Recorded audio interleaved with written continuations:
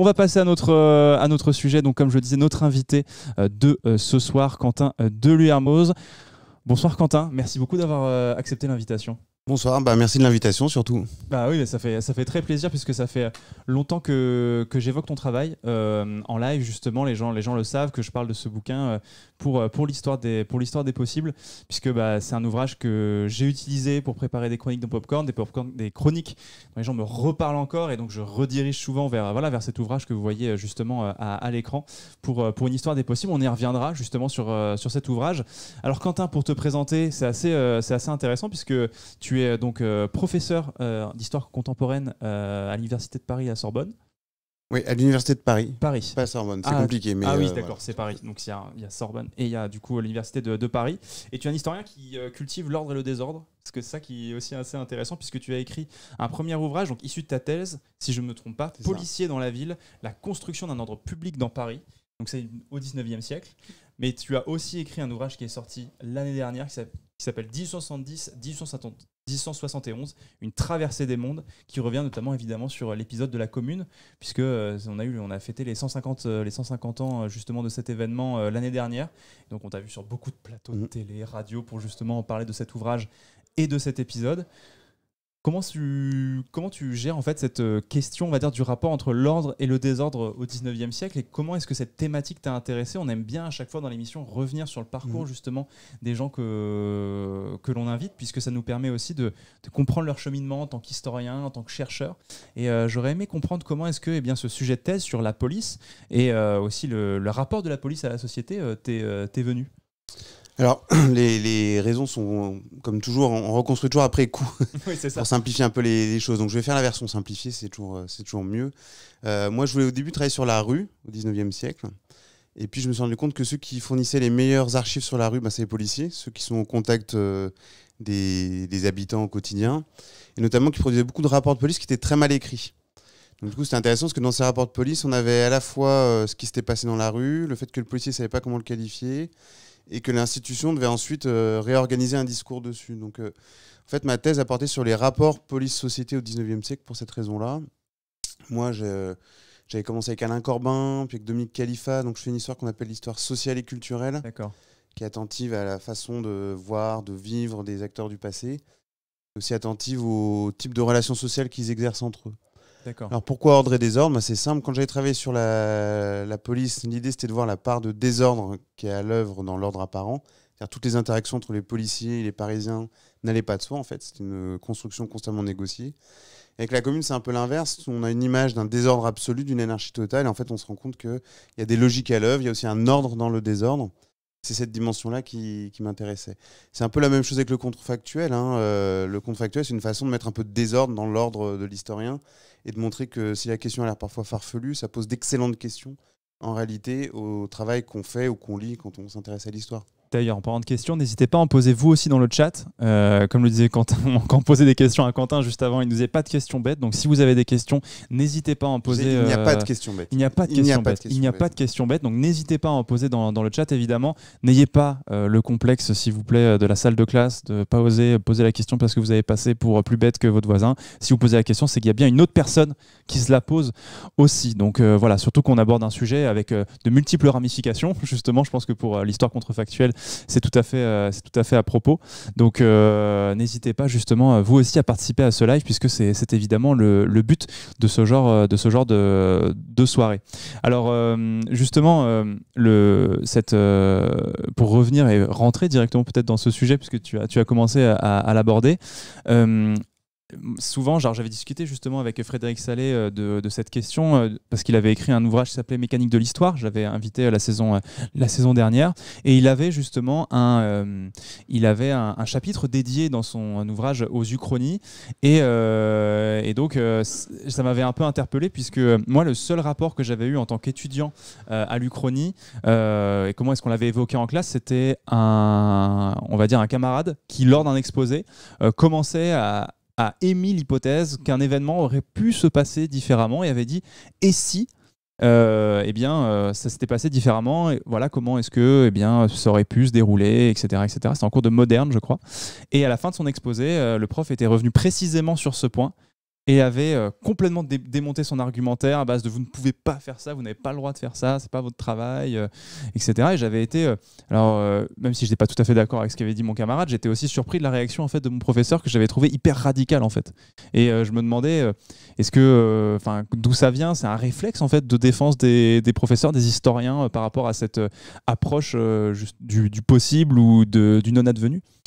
Oui, c'est assez caractéristique ce que tu décris. Les historiens se méfient énormément du « et si ». Alors, pourquoi c'est paradoxal? Parce qu'en fait, si on réfléchit bien, un raisonnement contrefactuel, c'est que se serait-il passé si tel ou tel événement du passé avait été différent?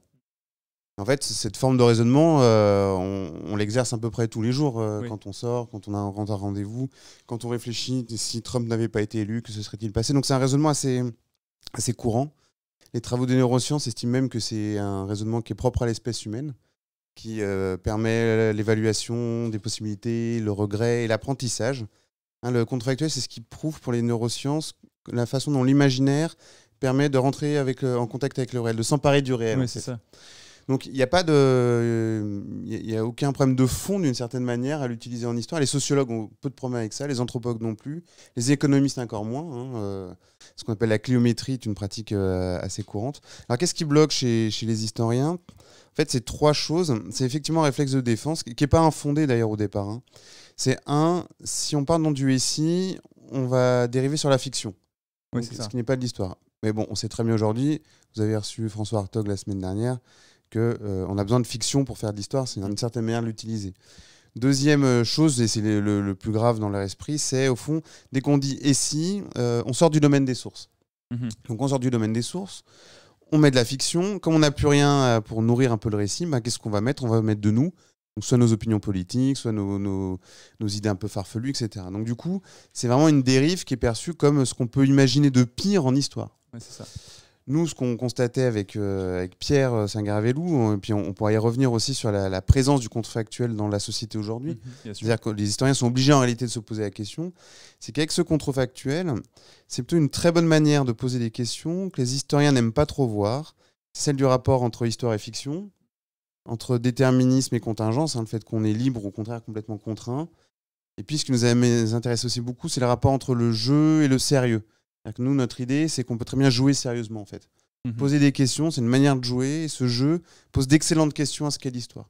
C'est ça. Et en réalité, c'est assez simple, mais si vous ne voulez pas que l'histoire ait tout droit, si vous voulez lutter contre la téléologie, la fatalité historique, vous êtes obligé de faire des raisonnements contrefactuels. Vous n'avez pas le choix. En fait, c'est ça, c'est intéressant. C'est-à-dire que donc, le contrefactuel, c'est ce qu'on pourrait appeler l'Uchronie. L'Uchronie, c'est un peu le terme aujourd'hui répandu, mais le terme contrefactuel, c'est peut-être le terme plus scientifique qu'on donne à cette histoire, on va dire, des possibles, justement. Alors, ce qui est intéressant, c'est que nous, quand on avait commencé à travailler avec Pierre, on a fait une petite revue de... Donc, nous, notre objet, c'était ce raisonnement-là. On ne lui avait pas donné de nom. Donc l'Uchronie, c'est plutôt la version très littéraire. Donc c'est celle qui est très intéressante par plein d'aspects, mais un petit peu moins pour l'historien dans la partie recherche. Le raisonnement contrefactuel, c'est la version plus scientifique. Mais comme j'ai dit, les historiens ne l'aimaient pas trop. Donc on a vu pas mal de collègues avaient inventé d'autres mots pour dire la même chose, mais qui faisaient un peu plus sérieux. Donc on a possibilisme historique, histoire virtuelle. Qu'est-ce qu'on a eu encore? De la para-histoire, enfin bref. Toute une série de termes qui visaient à dire non, on ne fait pas d'histoire contrefactuelle, mais en même temps, tout en posant la même question. Donc nous, finalement, avec Pierre, on s'est dit, autant garder le terme contrefactuel, c'est celui qui embrasse le plus large. Mais on a précisé dans le titre l'histoire des possibles, parce que ce qu'on visait au final, c'était surtout la manière dont l'historien doit être capable de s'emparer du possible en histoire. Ouais, c'est un vrai enjeu en fait. Parce qu'en fait, il y a aussi un truc très intéressant quand j'ai commencé à lire votre ouvrage aussi, à m'intéresser à la question, c'est que c'est le côté, quand on étudie l'histoire, il y a un côté un peu inexorable, c'est-à-dire que ça devait se passer comme ça et ça s'est passé comme ça devait se passer.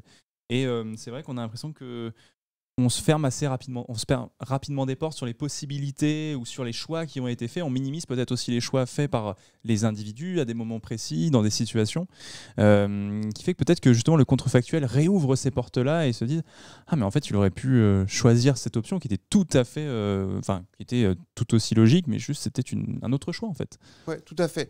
Alors, tu dis, c'est inexorable. En fait, à chaque fois qu'on fait de la recherche, on voit bien qu'il n'y a rien d'inexorable. Bien sûr. Donc, le contrefactuel, nous, c'était juste une boîte à outils qui disait autant assumer ce côté non inexorable de ce qu'on trouve dans les archives en permanence. Je vais juste donner un exemple pour clarifier un petit peu ce que tu viens de dire qui est extrêmement juste. Dans le livre, on a traité la question de la... Je vais prendre un exemple qu'a priori un certain nombre de gens connaissent, qui est la révolution de 1848 en France. Comme beaucoup ont un bagage d'historien ici, ils ont forcément eu un cours à un moment ou à un autre, subi un cours, j'en sais rien. Tout le monde ne l'a pas, donc peut-être que tu peux resituer quand même la révolution de gros, 1848. C'est la révolution qui a vu se mettre en place la Seconde République. Et c'est la deuxième grande révolution de l'histoire de France, qui a une dimension européenne. Et alors, elle est très célèbre parce qu'il y a un historien qui est très connu, qui s'appelle Maurice Agulon, qui a fait un livre fameux, qui s'appelait, du coup je l'ai oublié, L'apprentissage de la République. Et donc, toute l'analyse de cette Seconde République a été lue en fonction de la fin. C'est-à-dire qu'on essaie de comprendre comment la République allait finir par advenir, puisque ce qu'on avait en tête, au fond, c'était de comprendre comment la Troisième République se met en place. Là, c'est quelque chose qu'on trouve jusque dans les programmes scolaires du secondaire, c'est vraiment cette ligne-là. Si on fait un raisonnement contrefactuel et qu'on re-rentre dans l'événement, déjà, on voit d'une part que pendant la Révolution de 48, de février à juin, en fait, les gens ne savent pas du tout où on va. Le mot que tout le monde emploie, donc c'est là où le contrefactuel fait relire les sources. Le mot que tout le monde emploie, c'est tempête, orage, remous. Donc du coup, en cherchant comme ça, des options qui ont l'air stupides après coup deviennent extrêmement signifiantes. Et ceux qui sont les perdants de l'histoire, en fait, redeviennent des acteurs de leur propre histoire. Donc le meilleur exemple, c'est celui des ouvriers, parce que c'est un peu les grands perdants de cette affaire. En juin 1848, ils se font massacrer à Paris. Et donc l'idée, au fond, c'est que leur projet, qui était un projet de république sociale, n'avait aucune chance d'aboutir. Mais si on prend un raisonnement contrefactuel, en fait, on se rend compte de la force sociale que ce groupe a représenté, de la peur qu'il a générée à ce moment-là, et au fond, de l'écho qu'a eu aussi son projet de république sociale. Donc c'est aussi un moyen de rouvrir les passés, de redonner la place aux différents acteurs, de dire tiens, ce qu'il a pensé à ce moment-là, ça nous a l'air bizarre aujourd'hui, mais en fait dans ce moment-là c'est complètement logique, donc c'est à moi en tant qu'historien d'essayer de comprendre, etc., etc. Nous avec Pierre on dit c'est un ouvroir en fait, on ouvre les événements et ça permet de les repenser avec plus de justesse. D'accord, je vois. Du coup, ça permet de réévaluer, comme tu le disais, certaines situations et vraiment, c'est assez intéressant. Peut-être qu'on pourrait revenir justement sur peut-être l'origine. Justement, on parle d'Uchronie. Peut-être que le style est d'origine littéraire, justement, cette manière de re-questionner certains sujets, ou est-ce qu'on peut remonter encore plus loin? Est-ce qu'il y a des origines historiennes ou plutôt littéraires dans l'Uchronie? Alors, à l'origine, elles sont plutôt pas littéraires. D'accord, ok. C'est ça qui est intéressant d'ailleurs. Bon, la séparation entre histoire et littérature, ça a une histoire aussi. C'est au 19e siècle qu'on commence à séparer un peu les deux. Comme je l'ai dit, comme c'est un raisonnement que tout le monde fait, on en trouve partout. Mais si on veut faire de l'histoire un peu sérieuse, on en retrouve chez Hérodote au 5e siècle avant Jésus-Christ. D'accord, oui, ça remonte loin. Ouais. Chez Tite-Live au 1er siècle après Jésus-Christ. Le plus célèbre, je passe vite parce que je ne vais pas vous assommer avec tout ça. Le plus célèbre, c'est Pascal au 7e siècle avec le fameux nez de Cléopâtre. Et à chaque fois, c'est un peu des digressions à ce moment-là. Mais le nez de Cléopâtre, c'est intéressant. L'idée de Pascal, c'est de dire, voilà, il existe des causes qui échappent aux hommes. L'amour, la maladie, etc. Le nez de Cléopâtre, c'est ça, en fait. Là où l'Uchronie ou le contrefactuel commence à devenir plus fort, c'est après la Révolution française. Vous avez reçu François Hartog la semaine dernière. Donc vous savez ce que c'est que le régime d'historicité moderne. Ce moment, au moment de la Révolution française, on a l'impression d'un seul coup que l'avenir s'ouvre en grand, que le passé s'éloigne. Et en fait, c'est à ce moment-là qu'on voit les premières uchronies, c'est-à-dire les premiers livres entièrement consacrés à une uchronie. Donc l'Uchronie est le fruit de ce rapport au temps. Pourquoi ? Parce que c'est un moyen de reprendre le contrôle sur un temps qui nous échappe. Donc la première qu'on a identifiée, mais on en identifie la plus connue, c'est celle de Louis-Napoléon Geoffroy en 1841, qui s'est intéressé à Napoléon Bonaparte, qui s'appelle Bonaparte ou la conquête du monde. Il imagine en fait un Napoléon qui gagne en 1812 et qui conquiert le monde entier.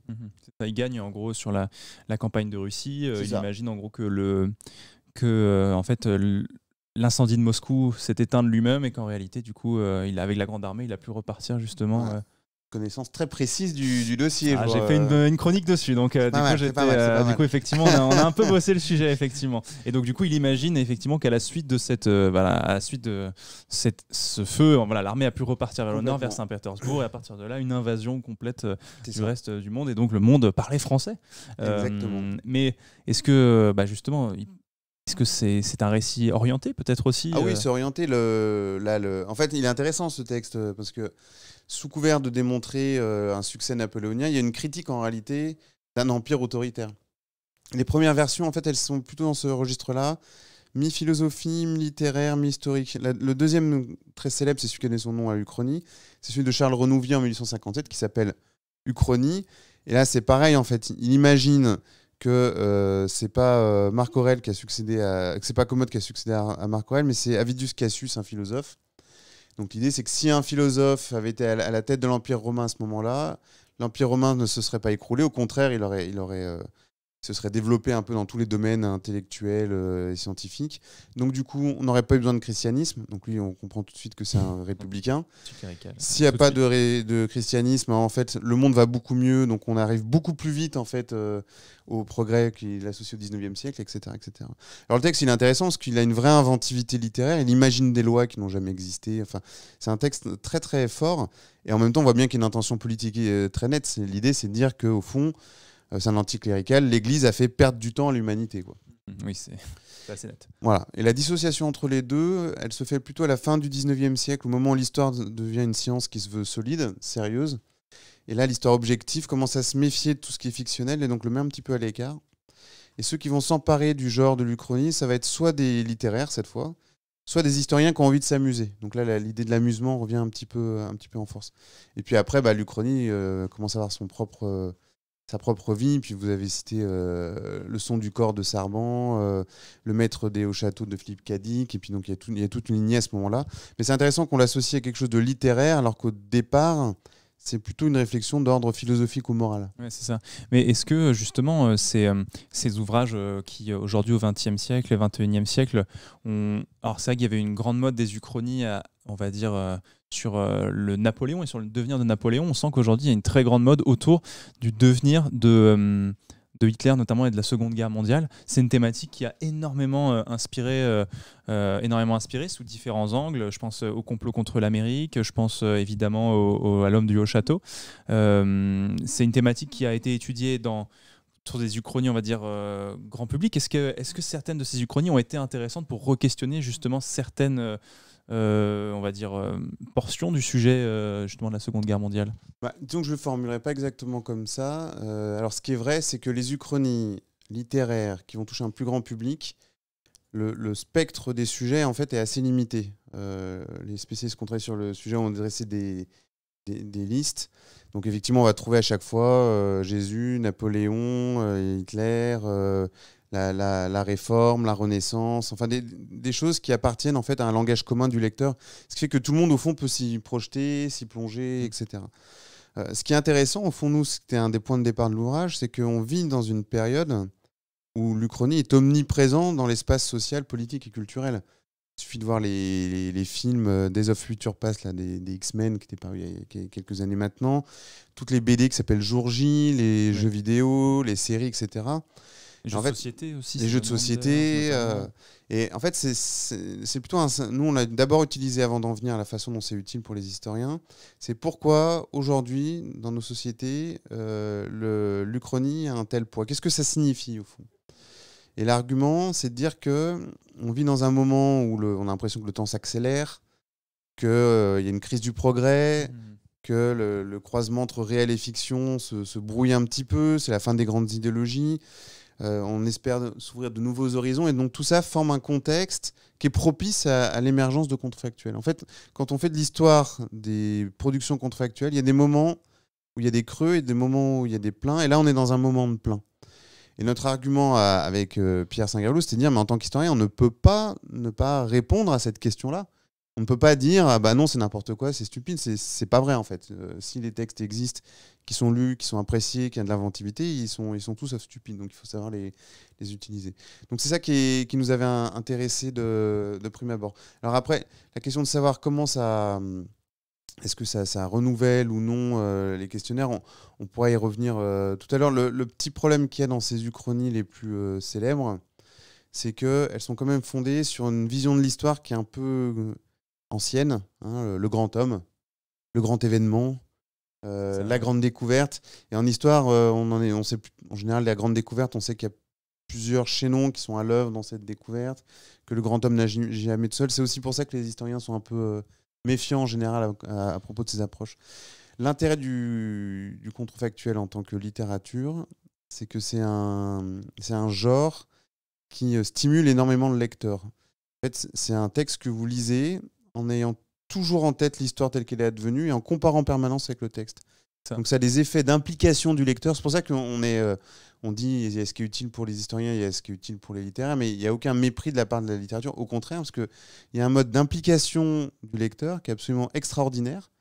Et c'est une littérature qui vous engage d'une façon qu'aucune autre ne va pouvoir développer. Oui, c'est ça, parce que typiquement, c'est vrai qu'il y avait le complot contre l'Amérique, par exemple, m'a fait complètement redécouvrir le côté antisémite de Charles Lindbergh. Et que j'avais complètement... c'est vrai, moi j'avais entendu parler de Charles Lindbergh parce qu'il avait traversé l'Atlantique avec le Spirit of Saint-Louis, son avion, célèbre aviateur, qui avait aussi évidemment l'histoire de l'enlèvement de son fils. Mais c'est vrai, le côté décoré du Grand Ordre de l'Aigle allemand, très proche des idées justement du Troisième Reich, et aussi lui-même complètement...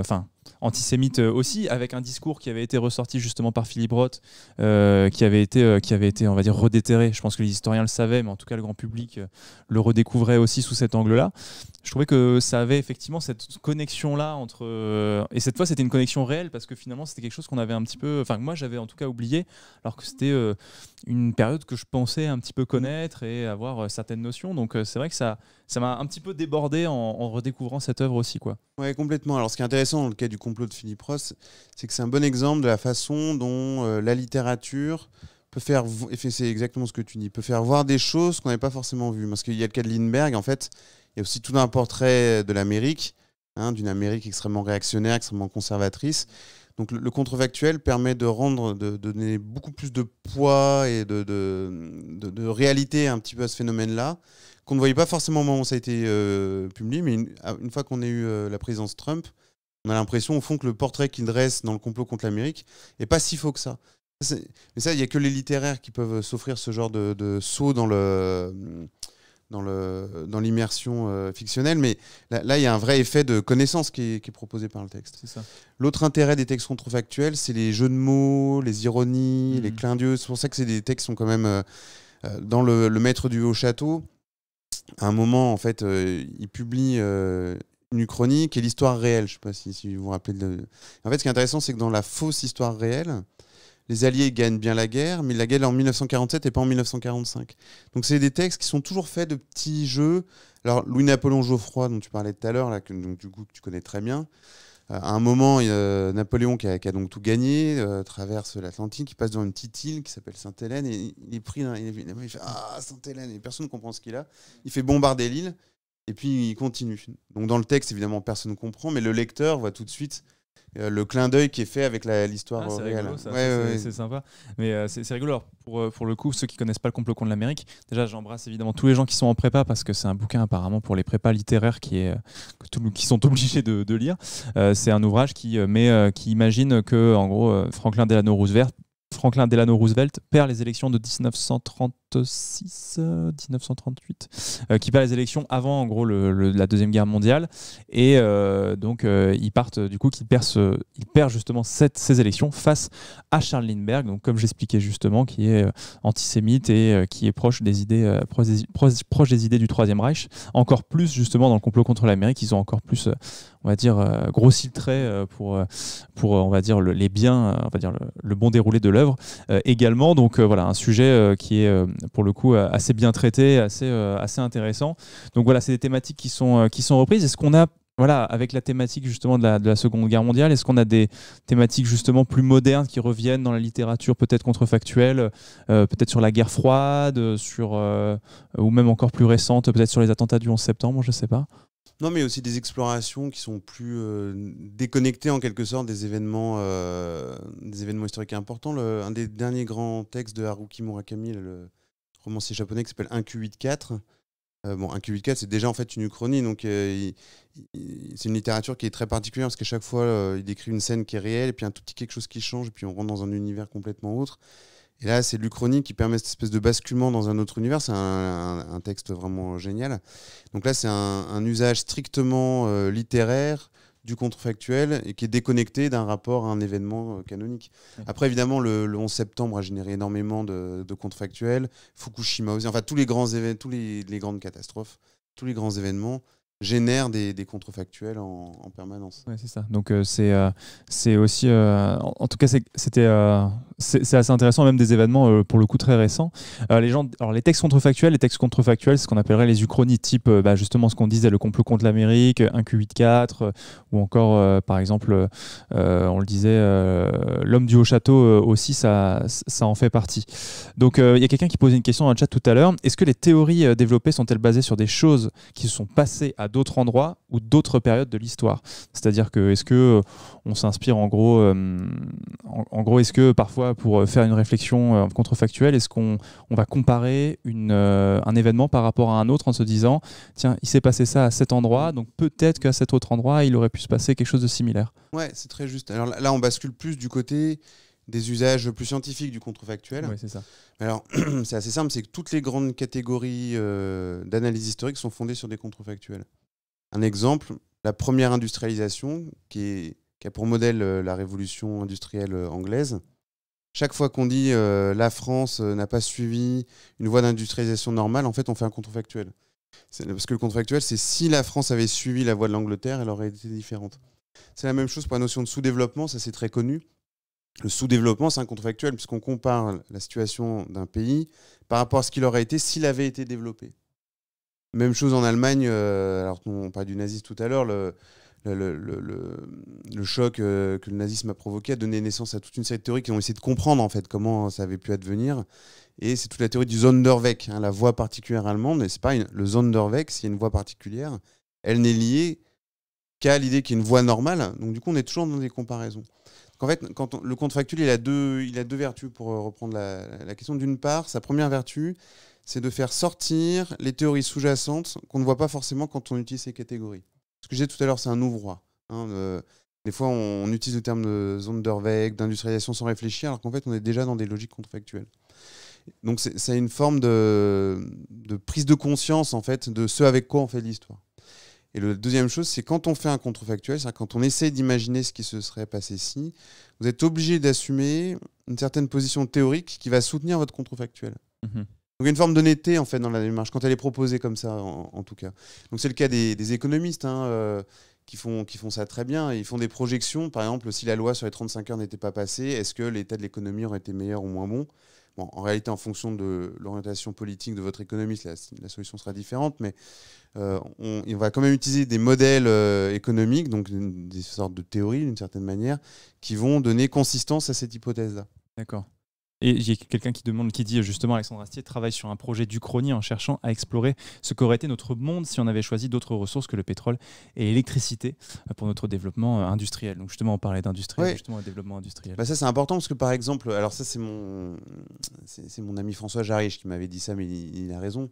On a souvent l'impression que la voiture s'est imposée naturellement sur tous les modes de transport hippomobiles. Mais en fait, si on pose la question inverse, que se serait-il passé si la voiture ne s'était pas imposée? En fait, on se rend compte que depuis un siècle, les modes de transport hippomobiles connaissaient une succession d'innovations qui faisait que les vitesses s'accéléraient, que la question des énergies était moins problématique en fait que pour la voiture. Donc on se rend compte que si la voiture s'est imposée, elle ne s'est pas imposée naturellement par sa supériorité technique, mais qu'il y a eu un rapport de force à un moment donné et que les producteurs de voitures l'ont remporté. Voilà un exemple de ce que peut produire le contrefactuel sur cette question des énergies. Alors en histoire de l'environnement, c'est pareil. Il y a des domaines de l'histoire qui ont beaucoup moins de prévention que d'autres sur l'usage du contrefactuel. L'histoire de l'environnement, elle en est plein, évidemment. Parce qu'à chaque fois, l'idée, c'est de dire, si on avait réagi plus tôt, on ne serait pas arrivé à la catastrophe climatique actuelle, etc. etc. Alors justement, on parle d'Uchronie, c'est vrai que on est, comme on dit, dans la littérature, c'est très présent, avec des thématiques finalement qui reviennent très souvent. Comment est-ce qu'on passe finalement donc du travail littéraire à la proposition d'un travail contrefactuel scientifique? Comment est-ce qu'on construit ce raisonnement? Comment est-ce qu'on va justement le nourrir plus et l'enrichir justement et le rendre crédible, on va d'une certaine manière, et entendable dans une sphère scientifique? Tout à fait. Alors je rebondis juste, j'ai vu Ouvroir d'histoire potentielle. C'est le nom qu'on avait donné avec Pierre Singuervelou au début projet quand on avait commencé à travailler sur ces questions d'histoire contrefactuelle il y a très longtemps. Donc, Quentin commence déjà à lire les questions voilà. du chat, je n'ai plus besoin d'être ici, c'est bon. Je réagis parce que ça m'a fait... Et bien sûr, il faut. Ça m'a amusé, c'est très bien vu. Alors, en fait, ce qu'il faut bien voir, c'est que là, on a parlé beaucoup de littérature, mais dans les textes qui vont proposer des approches contrefactuelles, on a aussi beaucoup de travaux scientifiques extrêmement sérieux. Alors, je vous fais grâce de la philosophie analytique parce qu'il est tard et qu'on est tous un peu fatigués, mais là, on a affaire à des raisonnements qui sont d'une sophistication absolument incroyable. Mais par exemple, si on veut prendre des textes plus célèbres, quelqu'un comme Max Weber, donc le fameux sociologue allemand, en fait, son argument, c'est de dire que si l'histoire ne recourt pas à ce mode de raisonnement, elle ne peut pas être scientifique. Pourquoi ? Parce qu'au fond, il dit, voilà, son point de départ, c'est un historien allemand qui s'appelle Eduardo Mayer, qui dit que la guerre entre l'Autriche et la Prusse est liée à une décision de Bismarck. Donc le contrefactuel dit si Bismarck avait pris une autre décision, il n'y aurait pas eu de guerre contre la Prusse. Et dans son texte, Eduardo Meyer dit ah non, mais ça en fait c'est évidemment pas une question d'historien, c'est à quoi on a commencé. Et Weber dit mais non, c'est exactement le contraire, c'est la question de l'historien. Pourquoi ? Parce que quand on étudie un phénomène, il y a forcément une infinité de causes. Donc l'historien doit en sélectionner quelques-unes. Et son travail, c'est de faire des comparaisons imaginaires avec ces causes pour voir lesquelles sont signifiantes et lesquelles ne le sont pas, puis établir des hiérarchies causales. On travaille plus comme ça aujourd'hui, mais c'est ce qui est important, c'est pour lui de dire que, au fond, l'histoire ne peut être une science sociale que si elle recourt à ces formes de modélisation intellectuelle. Donc du coup, il n'y a pas que la version littéraire. En fait, c'est pas comment on passe de la littérature à la version scientifique, c'est que les deux ont toujours existé et on peut basculer de l'une à l'autre. Alors ce qui est bien en histoire, c'est comme c'est à la fois littéraire et scientifique, on peut jouer sur ces frontières-là. Mais le référent premier n'est pas forcément la littérature. D'accord. Ah, c'est intéressant. Est-ce que, est-ce que du coup ça permet d'explorer d'autres terrains par contre que la littérature ? Oui, alors du coup je vais donner un exemple de ces usages historiens crédibles. Et le mieux dans ces cas-là, nous on en a plein, hein, mais le mieux c'est souvent de recourir à des travaux déjà acceptés par les collègues. C'est ce qui rassure le plus, mais en réalité maintenant c'est plus la peine, mais ils sont bien parce qu'ils sont assez fonctionnels. Il faut d'abord rappeler que Fernand Braudel fait beaucoup de contrefactuels dans sa Méditerranée. Fernand Braudel qui est un des très grands historiens, des pères fondateurs des Annales, qui est considéré vraiment comme une figure de référence. D'accord. Bon, mais ça c'est un peu un truc d'entre-soi. Mais deux exemples, un sur l'usage de l'imagination et l'autre sur la question de la causalité. L'usage de l'imagination, j'ai vu tout à l'heure aussi. Alors, je suis désolé, je regarde le chat. Bien sûr, il faut. On vous regarde. Voilà. Et si la fuite du roi le 21 juin 1791, Louis XIV avait, Louis XVI avait réussi à fuir à Varennes. Bon, mais ça donnait lieu à un texte assez célèbre d'une historienne qui s'appelle Mona Ozouf, qui écrit un livre sur Varennes, qui est un très beau livre, très bien écrit. Et elle dit à un moment, le contrefactuel, les historiens n'aiment pas ça, mais là, on n'a pas le choix, en fait. Si on veut comprendre ce qui s'est passé, on n'a pas le choix.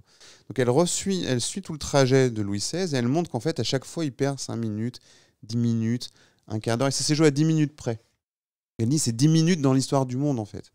Et quelle est son idée ? C'est que s'il avait réussi à fuir, donc évidemment, quand il a fuite à Varennes, c'est une erreur, parce qu'il ne veut pas fuir à Varennes, il va aller au-delà. Rien que le mot, déjà, est une erreur. La fuite de Varennes, c'est pas la destination. On va à Varennes. C'est ça. C'était pas ça. C'est pas la destination. Mais s'il avait réussi à fuir, il aurait pu retrouver les troupes. Donc ça, c'est son argument. Les troupes des puissances européennes et puis des immigrés, revenir, peut-être interrompre ou en tout cas modifier le cours de la Révolution française. Donc en fait, elle a deux arguments qui sont très forts. Le premier, c'est un vrai argument d'historien, c'est de dire que quand on étudie une révolution, c'est un processus. Hein, c'est fait de changements permanents. Nous, quand on est en 1791, on a déjà en tête la République, la mort du roi, etc. Mais en 1791, c'est pas du tout le cas, en fait. Donc ça permet de rappeler que la Révolution, c'est un processus en train de se faire, et qu'en 1791, 1792 n'existe pas encore. Les opportunités sont encore beaucoup plus variées. Donc ça, c'est le premier point. Donc du coup, c'est-à-dire que l'historien doit toujours faire comme s'il ne savait pas la suite pour bien comprendre ce qui s'est passé. Et la deuxième chose, et c'est là où le sien est très fort, c'est que du coup, elle fait du non-événement qui est Varennes un vrai événement historique, ce qui justifie le fait qu'elle ait fait son livre sur... parce que c'est dans une collection qui s'appelle « Ces journées qui ont fait la France ». Parce qu'en plus, ce qui est intéressant avec Varennes, alors on le rappelle, voilà, Louis XVI qui veut quitter Paris, qui quitte Paris, qui veut retrouver les puissances européennes pour recouvrer aussi, pour aussi retrouver les autres armées des royaumes voisins. C'est un événement où aussi, c'est assez rigolo parce qu'on a des preuves que les gens qui interpellent Louis XVI à ce moment-là vivent l'histoire. C'est-à-dire, on a des preuves que c'est un moment historique important pour eux. Et donc, comme vous le dites, alors que le processus de la Révolution, c'est pas forcément où on va, on ne sait pas les événements. En revanche, Varennes, c'est un événement où les gens savent que ça va marquer l'histoire.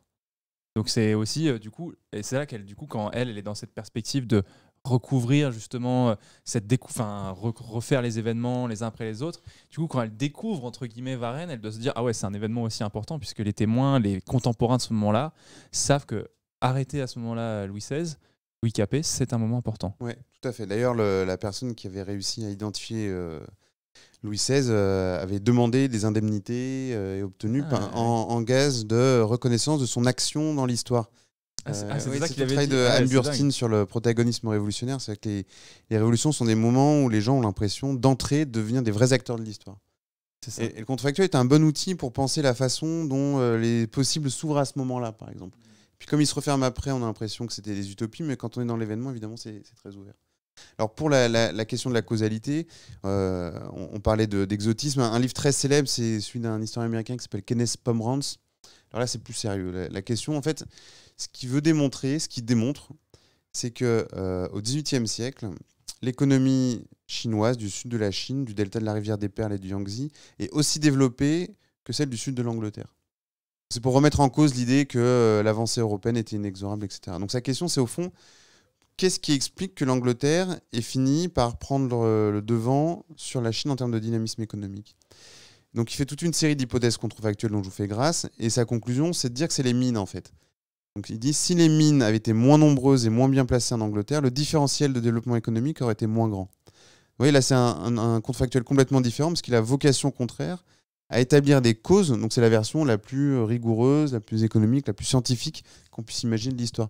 Moi, j'aime bien ces deux exemples, parce qu'il y en a un qui est plus dans l'interprétation, avec Varennes, et l'autre qui est plus dans l'établissement de causalité plus solide, avec le cas de Pomerantz et de l'industrialisation. Est-ce qu'on peut faire les deux aussi, si on le peut? Si on a le luxe, est-ce qu'on essaie de faire les deux, justement? Alors, faire les deux, en fait, c'est un des autres intérêts de ce raisonnement contrefactuel, mais là, on rentre vraiment dans la cuisine de l'historien. Mais Bienvenue, installez-vous. ce que disent les chercheurs, ils ont raison, parce qu'en fait, en histoire, on bascule de l'un à l'autre, on passe du modèle au récit. Donc les deux sont également dignes. L'enquête plus ethnographique qui utilise la littérature pour essayer de comprendre les acteurs est aussi digne que l'enquête qui va utiliser des modèles d'explication, d'analyse, etc. Donc avec le contrefactuel, on peut basculer de l'un à l'autre. Nous, avec Pierre, ce qu'on a essayé de faire dans l'ouvrage, c'est plutôt d'expliquer à quel moment le contrefactuel pouvait être utilisable dans l'option, on va dire, plus compréhensive, et à quel moment il pouvait être utilisable dans l'option plus sérieuse. Mais après, évidemment, qu'on peut les croiser. L'essentiel, c'est de savoir ce qu'on est en train de faire au moment où on l'utilise. Voilà, la question, on en parlait tout à l'heure, qu'est-ce qui fait un bon usage du contrefactuel en histoire? C'est le fait qu'on sache exactement ce qu'on est en train de faire, de chercher où on arrive et les limites d'où on arrive et l'apport d'où on arrive. C'est un peu ça l'enjeu. Oui, c'est ça. Et aussi, ce qui est intéressant dans cet ouvrage, c'est qu'il permet quand même aussi de décentrer le regard d'une certaine manière. C'est-à-dire que le contrefactuel aussi permet de, on va dire, comme on parlait justement avec l'ouvrage que tu as cité précédemment, c'était l'histoire de la Chine était au même la zone sud de la Chine était au même niveau, on va dire, que, eh bien, dis donc, ils ont décidé de se réveiller ce matin, enfin ce soir plutôt. On a décidé d'être un petit peu... on va fermer la fenêtre. On va fermer la fenêtre. Évidemment, on a décidé d'ouvrir la fenêtre histoire qu'on puisse respirer un petit peu avec les lumières et ce genre de choses. Mais finalement, bon, on va plutôt fermer la fenêtre. Hein. Je pense que ce sera mieux. Voilà, on pense que ce sera mieux. OP Seven Wonders, pas du tout. Mais non, c'est juste que Seven Wonders, c'est un bon exemple aussi du chrony d'une certaine manière, de comment est-ce que les cités se construisent ou non.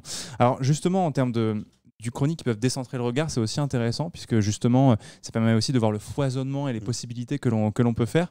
Vous avez dans le chapitre justement de l'histoire des possibles, vous avez une partie expérimentation et une expérimentation où vous mettez en avant la possibilité d'un empire indien. Et donc je vais en lire une partie puisque c'est un ouvrage du coup que vous avez. Alors je vous lis, c'est assez intéressant. Au début du XXe siècle, les sous-continents indiens, berceau de la grande puissance mondiale, l'empire bengali, domine politiquement et culturellement l'Europe. Les Indiens ont redessiné la carte du monde et ont rebaptisé la Méditerranée, devenue la Métiponde. La Suisse s'appelle Shahourabad, Bordeaux Bouchop pour magasin d'alcool et Manchester Nimta. Les écoliers britanniques étudient alors comme les Bengalis ont pacifié et civilisé le vieux continent affaibli et divisé.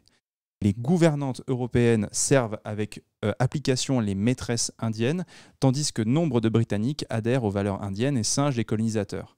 Les hommes revêtent les dhotis au Royaume-Uni, au risque d'attraper une pneumonie, et les Anglaises s'assombrissent volontairement le teint avec de la poudre d'ambre gris, conformément à l'idéal esthétique bengali. Un mouvement nationaliste britannique se développe et certains militants envisagent la création d'une Union européenne pour lutter contre l'oppression asiatique. Ce tableau chronique intitulé The Scripture Read Backward a été publié en 1929 et est l'œuvre d'un historien indien, justement. Donc ça, c'est une œuvre très sérieuse autour de comment est-ce que on aurait pu imaginer un empire presque mondial indien, quoi. Donc ça permet, c'est une preuve en fait de décentrement possible du regard. Oui, tout à fait. Alors, dans ce passage-là dans son ouvrage, c'est pas tellement la dimension la plus solide de sa démonstration. Son idée, c'est ce que tu dis, c'est de décentrer le regard. C'est-à-dire, au fond, qu'est-ce que ça donne si l'Europe devient l'Inde d'aujourd'hui ?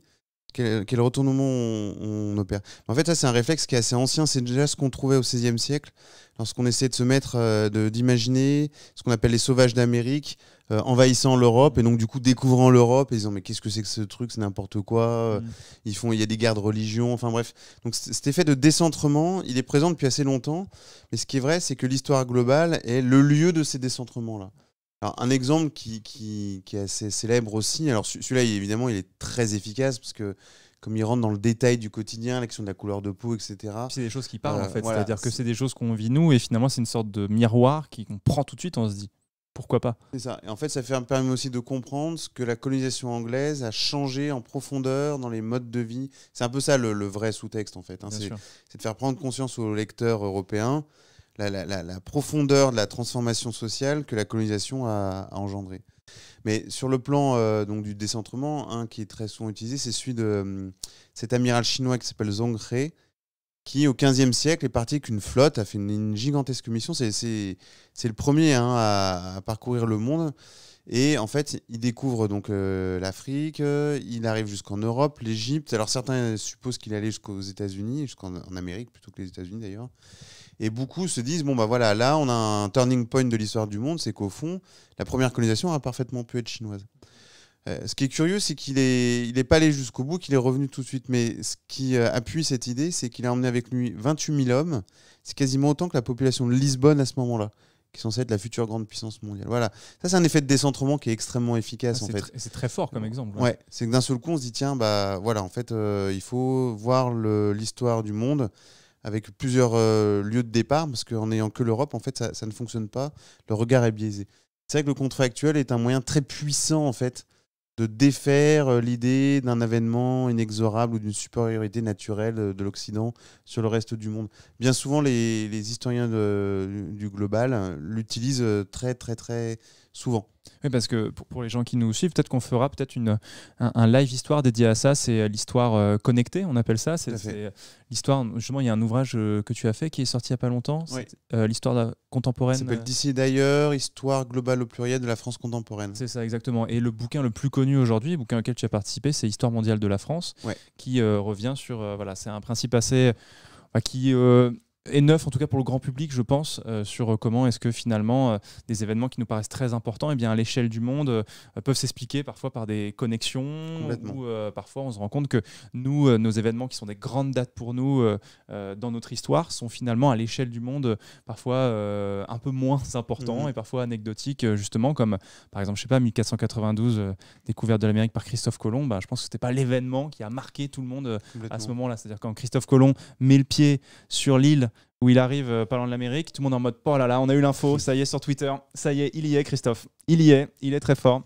Et donc voilà, on se rend compte, ça permet aussi de remettre un peu en contexte. Donc voilà, et donc le contrefactuel rentre aussi en fait dans cette logique-là. On fera peut-être un live sur le sujet très certainement parce que c'est une thématique intéressante.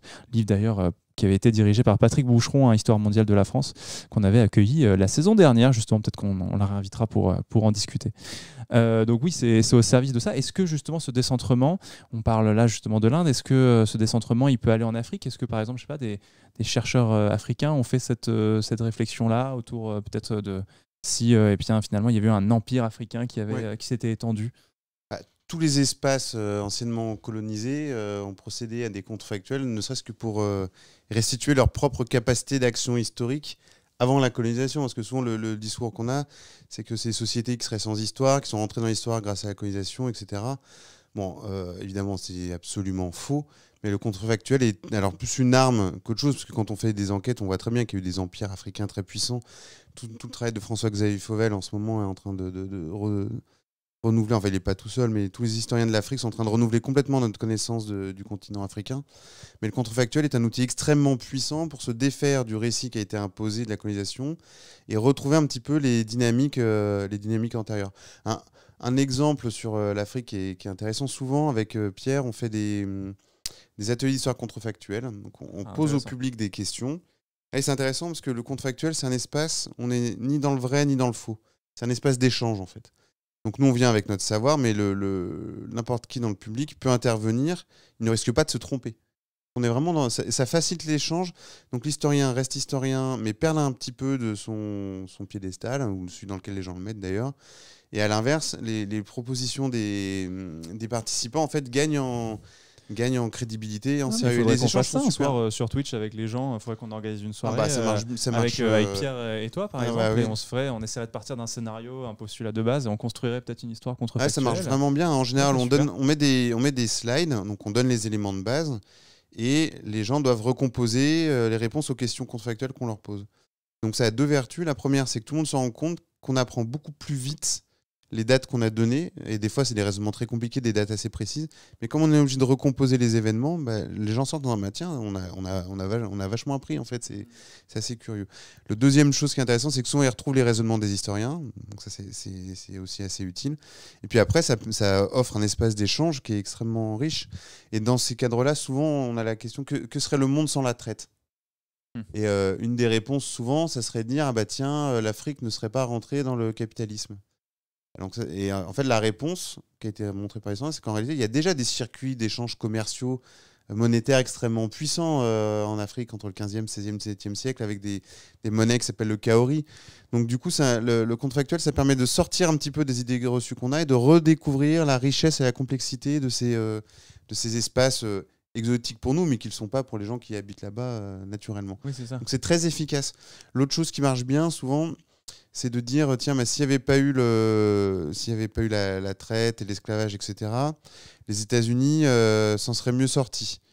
Mais en fait, en réalité, la démocratie américaine s'est aussi construite grâce à la lutte pour les droits civiques pour les Noirs aux États-Unis.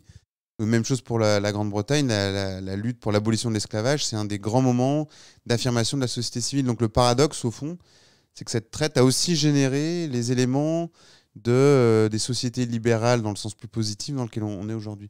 Voilà, le contrefactuel, ça permet d'enrichir en permanence, de défaire un petit peu les idées reçues qu'on a et d'enrichir en permanence la compréhension des grandes transformations historiques. C'est assez efficace. Ça, c'est plus la fonction pédagogique. Il y a trois fonctions en fait. Il y a la fonction ludique qu'on a dans les romans dont on a parlé. Il y a la fonction de recherche. Puis il y a la fonction pédagogique, mais les trois sont également extrêmement efficaces. Ah oui, c'est vrai que le côté jeu, finalement, aussi. Ouais. Quoi. C'est les gens, du coup, quand ils posent une question, ils se disent, bon, même si je me trompe, au final, je peux quand même enrichir justement la discussion et je peux l'amener aussi quelque part. Mais du coup, on corrige s'il y a quelque chose qui Oui, vraiment... Pour ceux qui organisent ça, c'est épuisant parce qu'il faut être... très réactif. Des fois, on est amené sur des sujets qu'on ne connaît pas. Il faut dire qu'on ne connaît pas pour éviter de dire des bêtises. Oui, c'est ça, okay. Et puis, il faut pouvoir répondre correctement à des questions qui sont parfois décalées, mais qui sont très justes. Donc, il faut trouver les manières d'y amener. Donc, c'est assez épuisant. C'est beaucoup plus fatigant que quand on fait une conférence, on a notre texte, puis on déroule, et puis après, on répond aux questions. Parce que dans ce cadre-là, le public répond aux questions par rapport au texte qu'on a proposé. Là, c'est l'inverse. C'est que nous qui réagissons aux hypothèses du public. Donc, ça inverse complètement la relation entre l'historien et son public. Est-ce que la rédaction justement de cet ouvrage pour une histoire des possibles, est-ce qu'elle elle a fait redécouvrir chez toi certains angles est-ce qu'en te découvrant certains travaux contrefactuels qui ont été faits, est-ce que ça t'a fait redécouvrir certains pans de certains sujets que tu pensais connaître, ou alors t'as fait redécouvrir certaines choses? Déjà, il y a eu il y a quand même eu des effets d'ouverture d'esprit qui étaient quand même extrêmement efficaces. Je donne juste un dernier petit exemple parce qu'il fonctionne très bien, et puis après je répondrai directement à la question. Mais, c'est un autre historien qui s'appelle Daniel Milo qui avait écrit il y a longtemps une Alter Histoire. C'est un autre usage celui-là, mais il dit en gros, si on déplaçait le début de notre ère, non pas de la naissance du Christ, mais de la Passion, ça déplace toute l'histoire du monde de 33 ans. Donc le XVIIIe siècle, ça devient le siècle des Lumières et du romantisme. Le XIXe siècle inclut Einstein, la Révolution d'Octobre, la Première Guerre mondiale, etc. Donc du coup, il dit, voilà, là c'est un effet strictement ludique, mais ça désautomatise la notion de siècle. Et c'est un bon exemple en fait. Et on a la même chose pour le cadre de l'espace. C'est vrai que c'est assez ouf parce que du coup on se dit mais du coup la Première Guerre et la Seconde Guerre mondiale c'est pas dans le même siècle finalement. Ouais, c'est ça. Et si on fait la chose un peu dans le sens inverse, bah, la guerre de 1870 eh bien, elle est aussi au XXe siècle finalement. Donc on a donc en un siècle on aurait 1870, Première Guerre mondiale, Deuxième Guerre mondiale. Donc on aurait 3 conflits entre France et du coup Allemagne dans un même siècle. Ça changerait complètement le rapport en fait à ce siècle-là, quoi. En fait, ça interroge notre façon de compter le temps en siècles, alors que c'est un décompte qui s'impose surtout à partir du 19e siècle. Voilà, ça c'est un petit exemple. Alors sur la question, qu'est-ce que ça a changé dans ma manière de travailler ? Ce qui a changé vraiment de façon forte, c'est le fait d'assumer, de s'emparer de la question du possible en histoire. C'est pas directement la question du contrefactuel, mais ce que les acteurs du passé projettent à un moment donné, même si ça n'advient pas, en fait, ça a quand même une efficacité historique. Et donc ça, on peut le documenter en histoire. Au lieu de dire simplement, voilà, c'est un peu les rêves des gens du passé, ça devient, en fait, non, c'est ce avec quoi les acteurs en question construisaient leur monde à ce moment-là. Donc la question du possible non advenu comme objet d'histoire, c'est peut-être... j'étais plus... Je suis allé plus facilement dans ce sens-là. Et j'ai pas mal de collègues qui se sont emparés un petit peu de la question. Alors, il y en a un que j'aime bien, je parle, c'est des amis, donc j'ai grand plaisir à les évoquer. Mais Aurélien Lignereux a écrit un article qui s'appelait La guerre de Vendée n'aura pas lieu. Wow. C'est rigolo, j'étais au Puy du Fou il y a quelques temps. Donc, bah voilà, très bien. Et en fait, il s'interroge sur la sortie de l'ère napoléonienne en 1815. Il se demande en fait pourquoi est-ce qu'il n'y a pas eu de nouvelles luttes beaucoup plus fortes comme il y en avait eu au moment de la Révolution française. Donc c'est une pure question contrefactuelle. En fait, qu'est-ce que ça montre ? C'est que ce n'est pas le fruit du hasard ou de la fatigue, c'est qu'il y a eu tout un travail des autorités pour éviter ça. Vous voyez, c'est intéressant, ce qui n'advient pas est le produit d'un travail des autorités et des acteurs. Qui avaient conscience de ce qui s'était passé. Exactement, et qui voulaient absolument éviter ça. Voilà, c'est un bon exemple. Le futur non advenu est aussi un acteur de l'histoire. Ouais, c'est ça, parce que alors, du coup, les guerres de Vendée, pour ceux qui l'ignorent, c'était une contre-révolution royaliste, donc qui, au moment de la Révolution française, 1793, la guerre de Vendée, la guerre de Vendée, pour le coup, on a décidé justement de mater cette contre-révolution, plusieurs centaines de milliers de morts entre du coup révolutionnaires et contre-révolutionnaires vendéens, donc des deux côtés, des milliers de morts, un moment très très violent et très marquant justement, et donc le fait qu'on n'ait pas eu d'autres événements de cette nature aussi violents justement à la chute d'autres régimes, parce que franchement les régimes se sont enchaînés finalement à la tête de la France à la suite de la Révolution. Finalement c'est vrai que c'est surprenant d'une certaine manière, puisqu'on se dit pourquoi c'est arrivé une fois, pourquoi ce n'est pas revenu ensuite.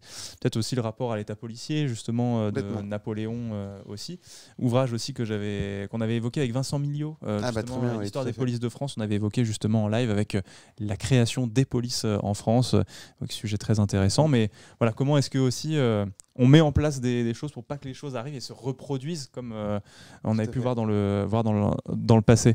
Justement, tu parlais de tes collègues. Alors, comment est-ce que, parce que finalement, comme je disais, avec mon prof, qui est un prof de la bouteille, pour pas dire autre chose, quand on lui parlait d'une possibilité de refaire de l'histoire un peu contrefactuelle d'une certaine manière, il avait fait oh là, calmons-nous tout de suite. Quand en 2016 l'ouvrage sort, et même avant, quand vous commencez à le préparer, quelles sont les réactions autour de toi, des universitaires, de tes collègues, des gens qui travaillent avec toi sur ce projet, un petit peu de faire cet ouvrage autour du contrefactuel? Alors, du côté des collègues qui étaient déjà... Parce que ce qui se passe en ce moment, et c'est intéressant, c'est qu'on est plusieurs à travailler ensemble, à discuter ensemble, à échanger. Il y a quelque chose d'assez... faut le dire, il y a quelque chose d'assez heureux en ce moment chez les chercheurs et les chercheuses en histoire, c'est qu'on vit un moment assez dynamique. Donc, du côté de ce petit groupe-là, il y a eu beaucoup de soutien. Maintenant, à l'extérieur, quand on a commencé le sujet, on avait un peu la réaction de ton prof. D'ailleurs, mais c'est n'importe quoi, c'est pas sérieux, c'est même dangereux. La grande peur, c'est qu'on était en plein débat à ce moment-là sur les rapports entre histoire et fiction. La grande peur, c'était qu'au fond, le contrefactuel offrait une espèce de voie supplémentaire pour confondre l'histoire et la fiction. Alors qu'on a bien vu que c'est pas le cas du tout. Au contraire, c'est un outil qui permet de contrôler le lien entre les deux, ou au moins de le discuter. Donc du coup, plutôt, en fait, ce qui a été très intéressant au moment de la sortie, c'est que du côté des historiens eux-mêmes, il n'y a pas eu grand-chose. Il y en a eu beaucoup de réceptions par les sociologues, les anthropologues, les politistes, les architectes, les artistes, et puis, c'était le plus intéressant pour nous, les doctorants. Ceux qui sont en master, ceux qui sont emparés de la question, qui l'ont traité, parce que tout simplement, c'est ce qu'on est, ce fameux ouvroir d'histoire potentielle, mais quand on travaille, quand on fait son premier travail, c'est des questions qui viennent nécessairement, et le livre disait, mais en fait, on peut parfaitement poser la question pour mieux faire sa propre démarche historique. Donc c'est un peu comme ça que ça s'est fait. Et puis après, le temps passant, enfin de ce qu'on en voit, parce on voit ça d'un peu loin, mais le livre commence à servir un petit peu de relais d'acceptation de la démarche, soit dans sa version scientifique, soit dans sa version pédagogique. Parce que ce que dit le livre, il ne suffit pas de dire « et si », ça va être super. En fait, c'est une fois qu'on a posé la question « et si », il y a toute une série de dispositifs, de démarches, de choses dont il faut avoir conscience pour que l'expérience qui soit menée soit intéressante, réussie, etc. Et l'expérience peut d'ailleurs échouer. Donc du coup, le livre essaie d'expliquer à quelles conditions, comment on peut essayer de mener ces différentes expériences-là. De ce point de vue-là, ça a plutôt marché. A posteriori, même si au début il y a plutôt eu un petit moment un peu de flottement, de ça, silence. Les gens s'imprègnent peut-être des choses qu'il y avait dans le livre. Donc il y avait c'est ça, le rapport au livre était intéressant. C'est ça, c'est La Terreur blanche n'aura pas lieu. Excellent.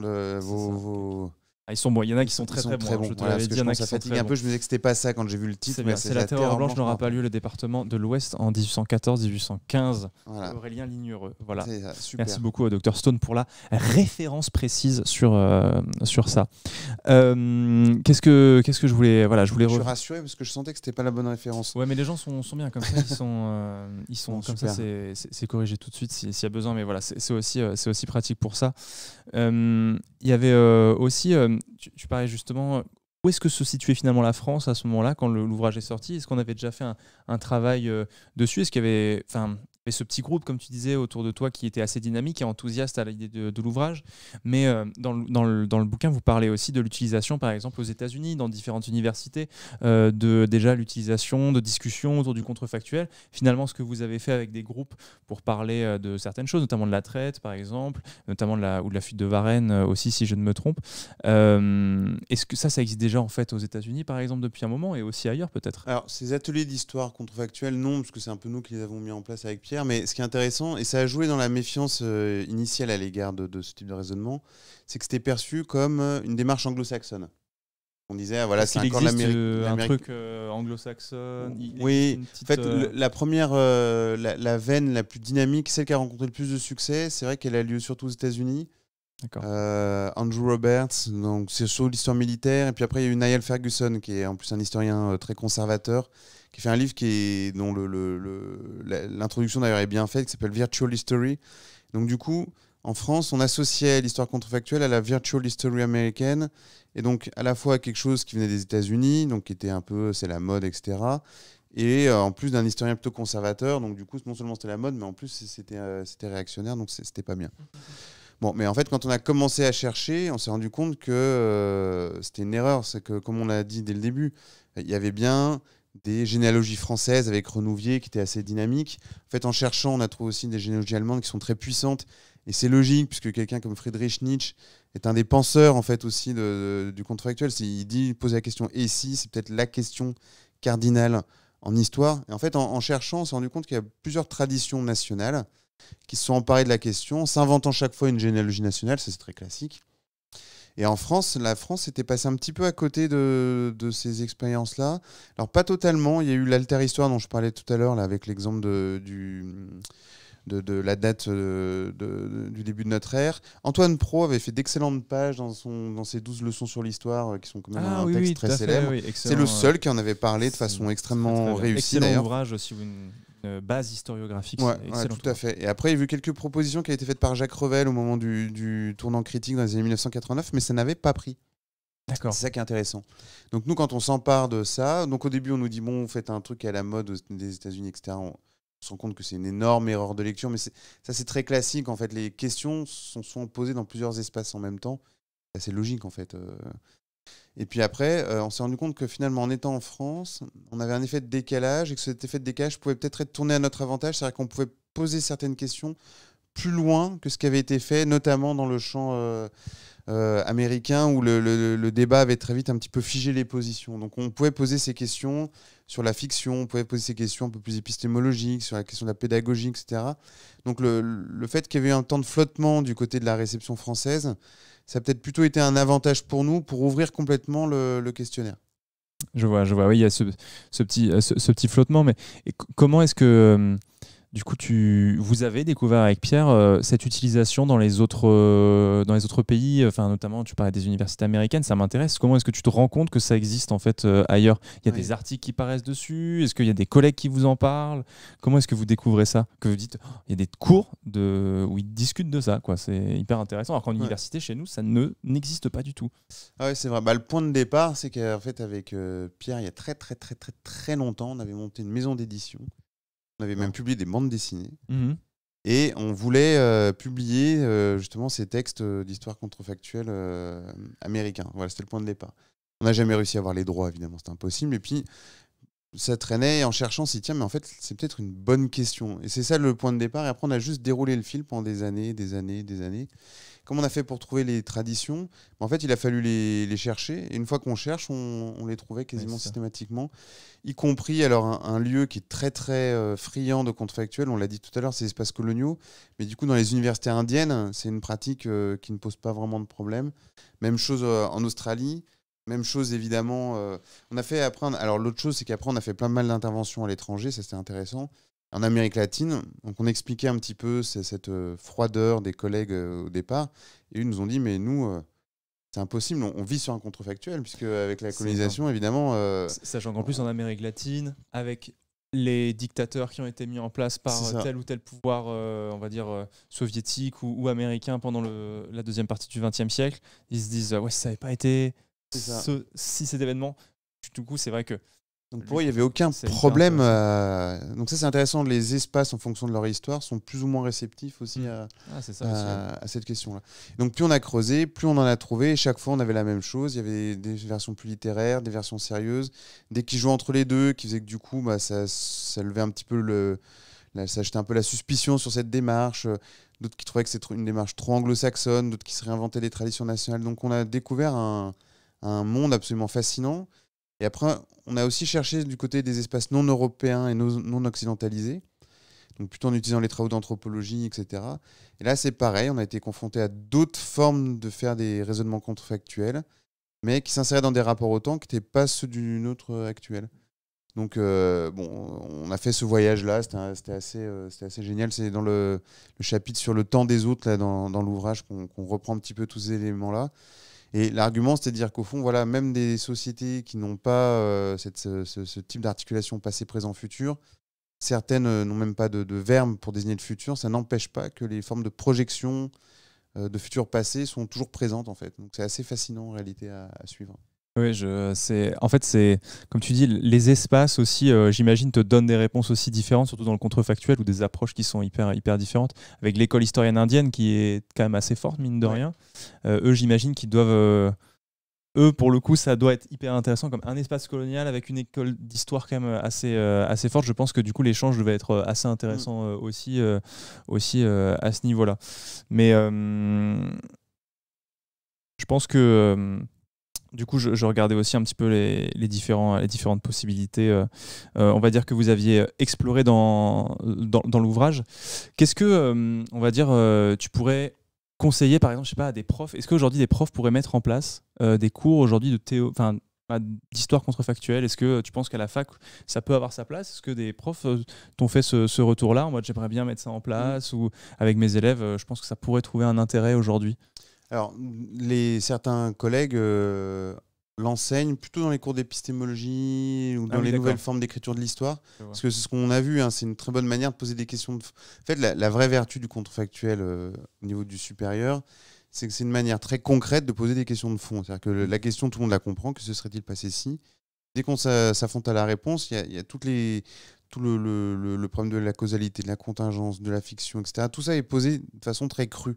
Donc c'est un très bon outil en fait pour d'initiation à l'épistémologie et à l'historiographie. Après, ce qui est intéressant, c'est qu'on a été approché par une association qui nous a proposé de mener des expériences contrefactuelles plutôt dans les collèges et les lycées. D'accord. On a demandé à des collègues, qu'on travaille avec des collègues du secondaire. Et alors, c'est toujours pareil, ça se prépare en fait. Mais les expériences ont donné lieu à des résultats qui sont franchement excellents. Donc en général, le collègue du secondaire prépare la classe, donc fait un cours précis sur une question. Donc par exemple, ça va être la Révolution haïtienne. Le collègue intervient, ils font plusieurs séances ensemble et ils construisent avec les élèves les contrefactuels.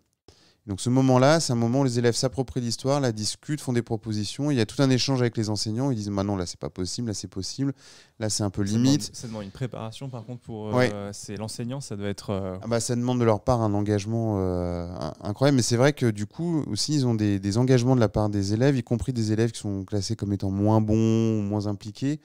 Ça révèle un petit peu les gens. Et après, du coup, ils réalisent. Donc c'est très intéressant parce que chacun a fait des choses très différentes. Mais après, ils réalisent une production contrefactuelle qui est présentée. Et les résultats sont super parce que on voit que tous les éléments entre l'apprentissage, la réflexion, la distinction entre l'advenu et le non-advenu, entre la fiction et l'histoire réelle, tout est assez clair dans la tête des élèves. Et eux-mêmes nous font des retours. Bah alors évidemment, on est en phase 2, donc ils nous font les retours gentils. Hein. C'est normal, mais globalement, quand même, on sent qu'il y a une belle énergie qui s'est déployée autour de ça. Après, c'est pas direct, ils vont pas te dire ah, c'était super, c'est plus.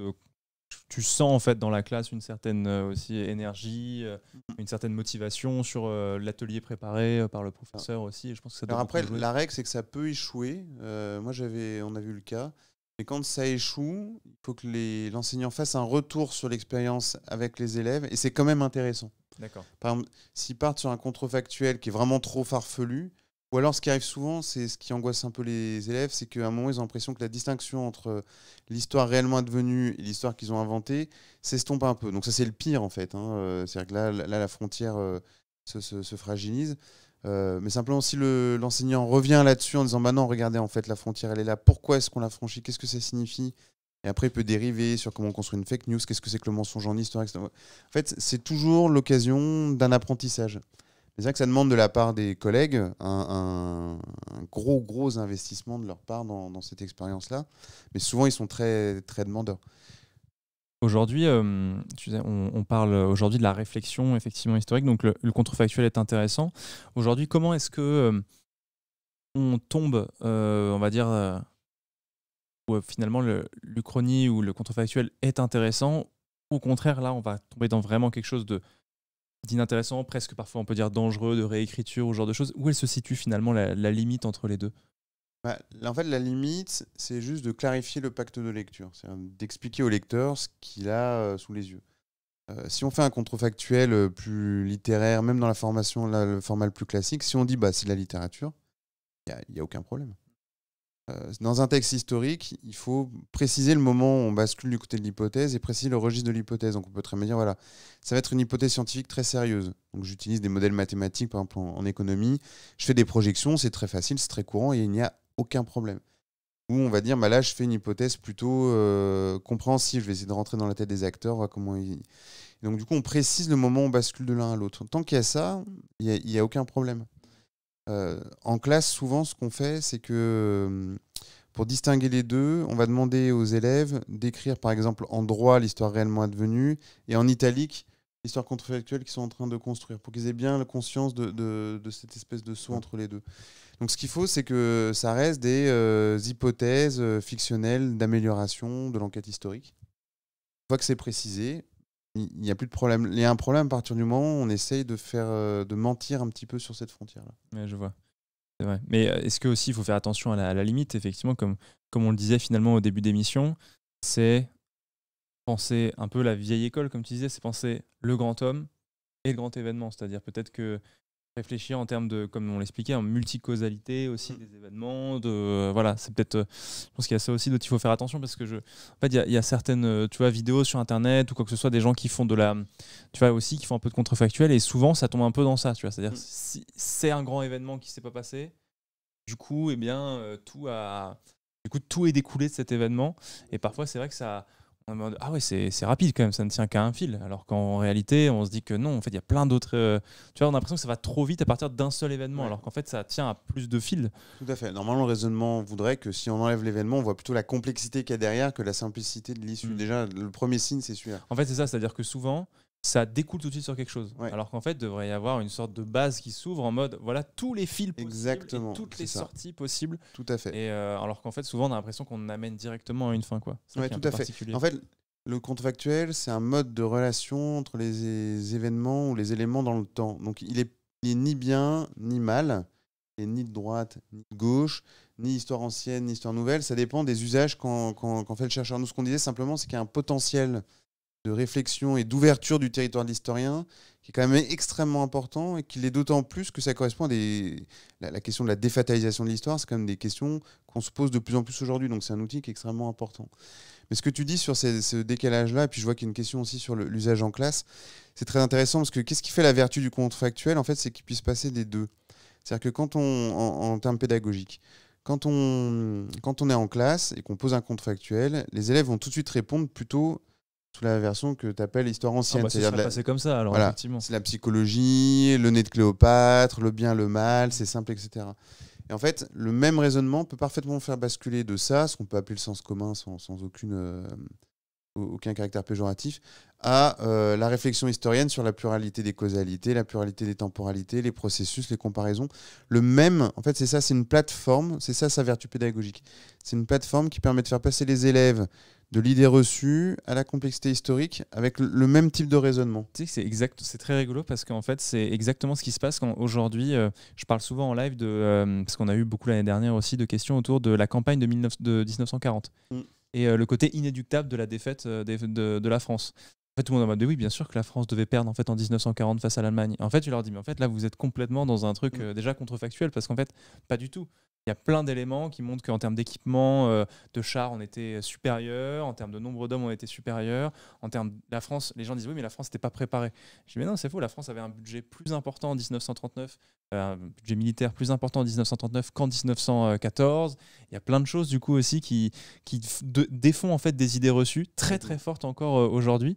Et même sans faire finalement de contrefactuel, les gens en font eux-mêmes parce qu'ils sont imprégnés en fait de ces idées-là et du coup il faut refaire aussi des fois l'histoire ou refaire les connaissances en fait à ces moments-là. Simple, dès qu'on dit que quelque chose est inéluctable, on a fait un contrefactuel. Ouais, c'est un peu... Voilà.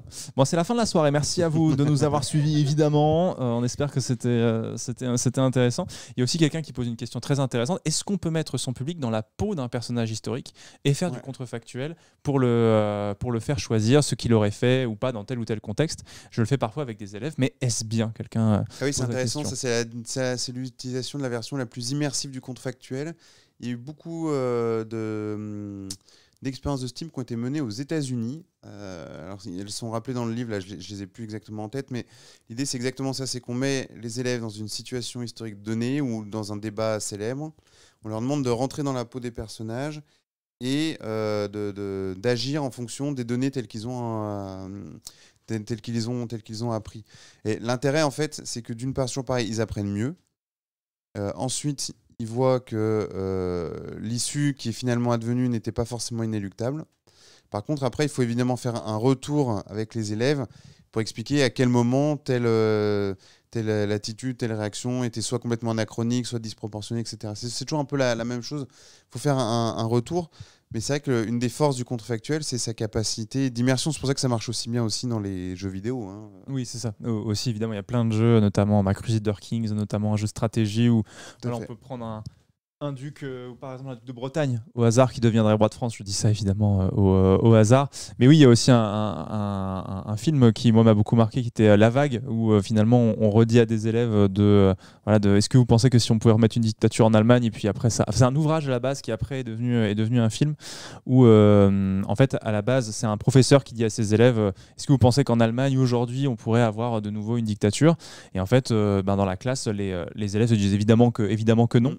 Et au fur et à mesure, en fait, ils se décident d'instaurer une sorte de dictature dans la classe, une sorte de système totalitaire, en tout cas dans la classe. Et au fur et à mesure, en fait, le système va se mettre en place et une sorte de groupe va se créer dans la classe et qui va avoir un noyau très dur et au fur et à mesure va grandir et finalement on va se lier, on va croire au projet de la classe qui devient de plus en plus fort et qui va gagner l'ensemble de l'école.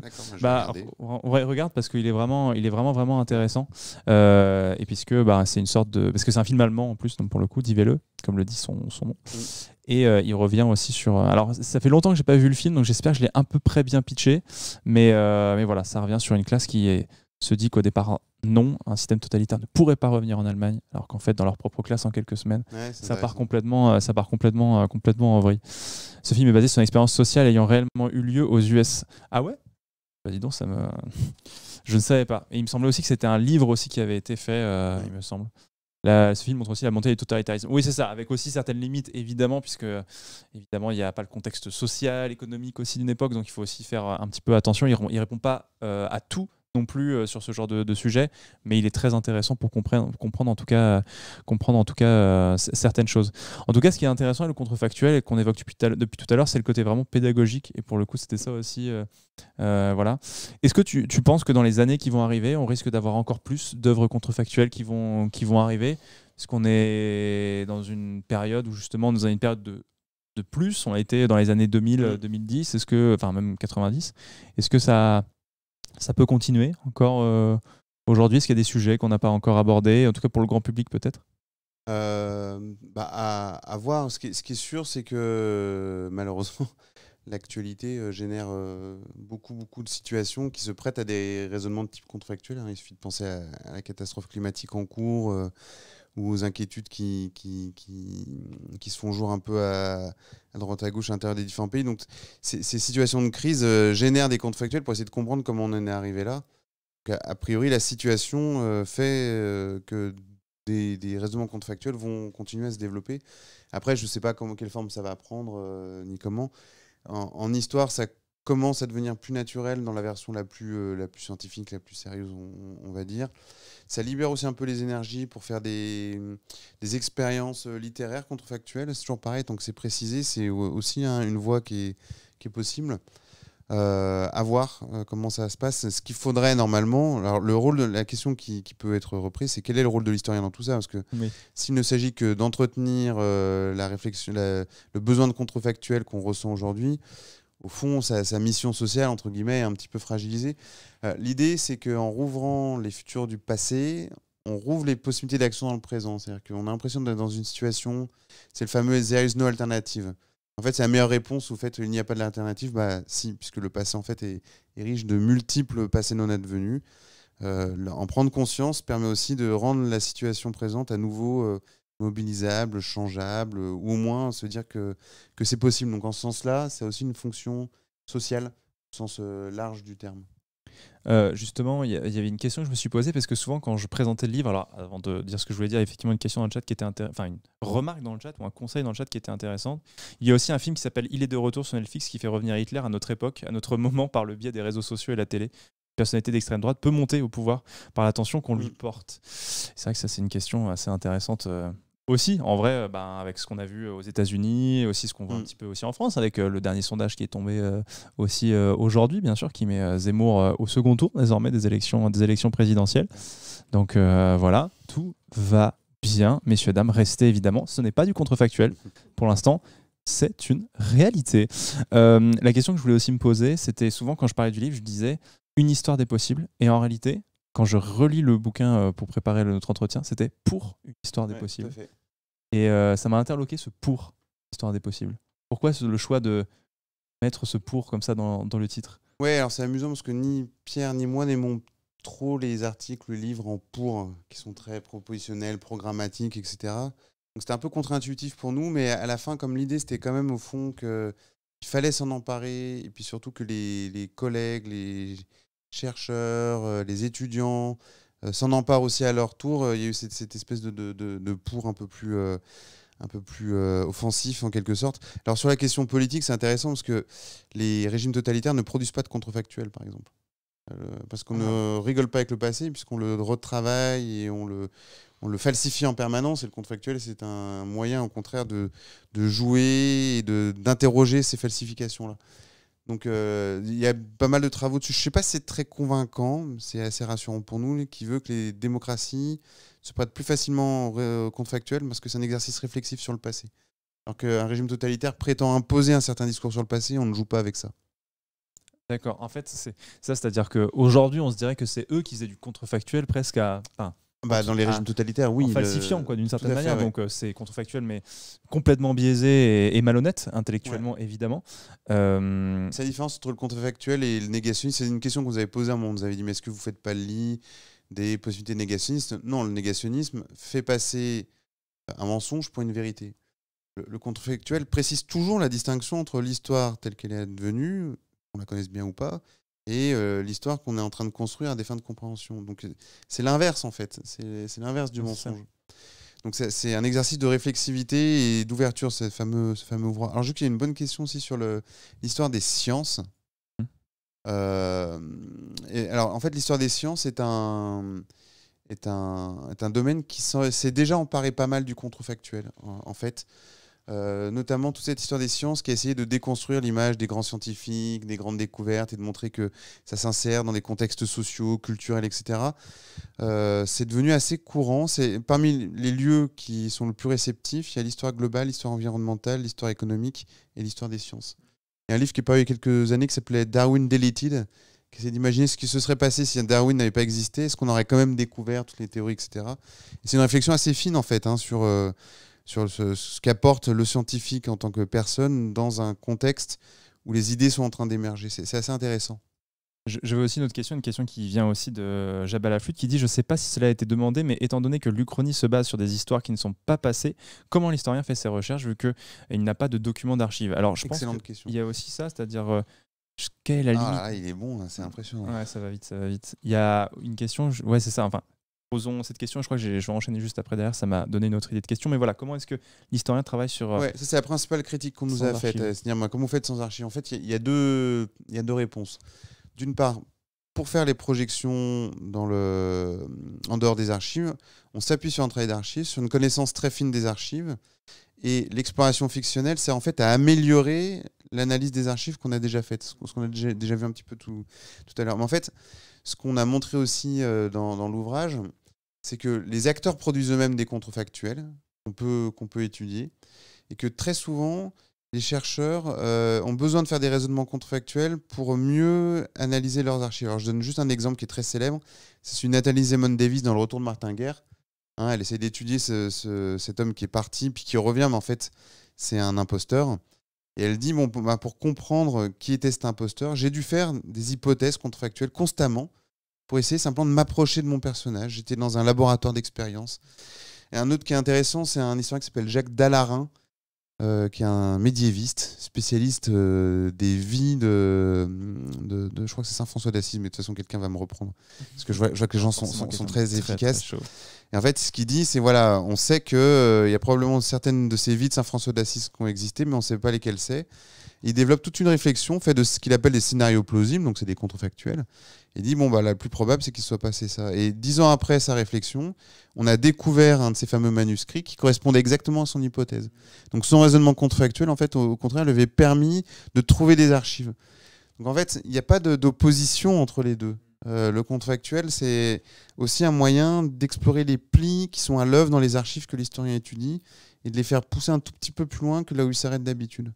Combien de temps on peut faire durer une histoire contrefactuelle, puisque finalement les archives vont nous permettre, comme tu l'expliques, si elles produisent un contrefactuel ou en tout cas de nous informer sur la période, mais finalement, à un moment donné, on va on va entrouvrir la porte de ce non-advenu et jusqu'à où on peut l'amener, puisque à partir de là, finalement, on rentre dans quelque chose de différent où là, du coup, on n'a plus d'archives qui peuvent nous dire, puisque ça n'a pas existé. Oui, tout à fait. Et, alors, je vois qu'il y a quelqu'un qui dit quelque chose de très juste sur les traces du passé. C'est vrai qu'en histoire, on n'a jamais que des trous.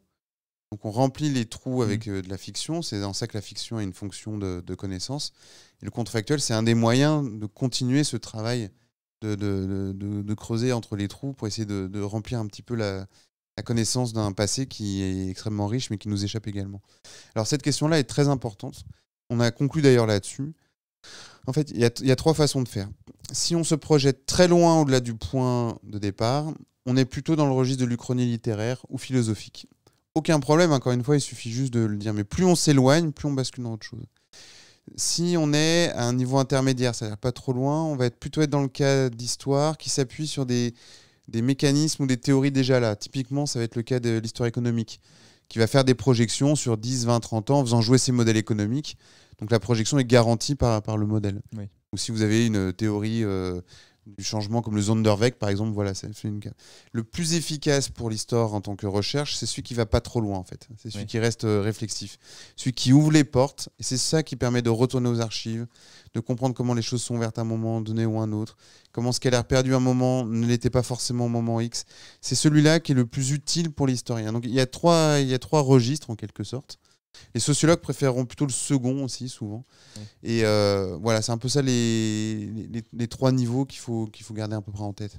Oui, c'est ça. Et puis il y a les gens qui parlent des traces aussi. Voilà, les gens disent de toute façon, l'historien travaille rarement avec des archives complètes et bien ordonnées. Je me souviens plus qui l'a dit, mais l'histoire travaille sur les traces du passé. Il me semble que c'est Paul Veyne, parce que du coup quelqu'un l'a trouvé. C'est ça, Paul Veyne, Carlo Ginzburg, le paradigme indiciaire. C'est exactement ça. Ouais, c'est ça. Donc c'est autant de questions aussi. Et donc on travaille sur ces traces, sur ces trous aussi. Du coup, le contrefactuel permet aussi de les réexploiter, de les re-questionner C'est très présent dans le texte de Paul Veyne là, sur comment on écrit l'histoire. Il appelle ça les rétrodictions historiques. Bon, mais on passe en tout cas pour dire que dès qu'on réfléchit sur cette question de comment on fait de l'histoire à partir des traces, cette question du possible est inévitable en réalité. Je suis en train de lire une petite question en même temps. C'est pour ça. Très bien, très bien. J'essaierai de lire en même temps, évidemment, la question.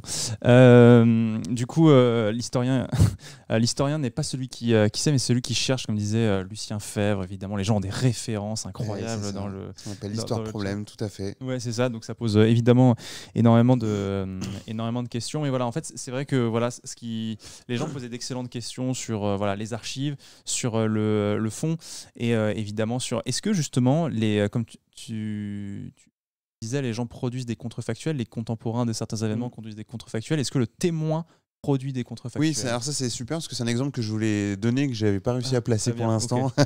Je voulais l'évoquer quand on a parlé de l'exotisme en fait, sur ces questions du décentrement, etc. Ça c'est un exemple que Pierre a développé ensuite dans son ouvrage sur Tianjin Cosmopolis, donc je sais qu'il va apparaître un moment ou un autre sur l'écran. J'ai compris comment ça marche. Oui, c'est ça. Pierre Singaravelo, évidemment, qui a écrit aussi avec Quentin Deluermoz pour une histoire des possibles. Donc il s'intéresse à la guerre des Boxers à l'été 1900 entre les populations chinoises de Tianjin et les puissances alliées, qui se soldent donc par une victoire des puissances alliées. Donc du coup, l'idée qu'on a nous, c'est normal, les puissances alliées étaient plus fortes et donc du coup, ils ont battu les autres. Et en fait, quand on retourne dans les archives, donc c'est ce qu'il a fait, il y a 2 choses qui sont intéressantes. D'une part, les populations européennes sur place produisent des contrefactuels dans lesquels ils sont sûrs qu'ils vont perdre. Et peu après les faits, on a toute une série de placards qui sont diffusés dans la ville et qui sont des faux. C'est-à-dire c'est des placards chinois qui proclament des victoires chinoises sur les Européens. Donc voilà, typiquement des contrefactuels qu'on trouve dans les archives. Donc la question, c'est qu'est-ce qu'ils nous disent, ces contrefactuels des acteurs? Mais en fait, ils nous disent une chose très simple. C'est qu'au moment de la guerre des Boxers, les armées chinoises en fait, étaient très puissantes, très bien organisées, étaient disponibles. Et la vraie question, c'est pourquoi est-ce qu'elle ne les a pas mobilisées? La victoire des puissances alliées n'était pas si évidente ni naturelle que ça.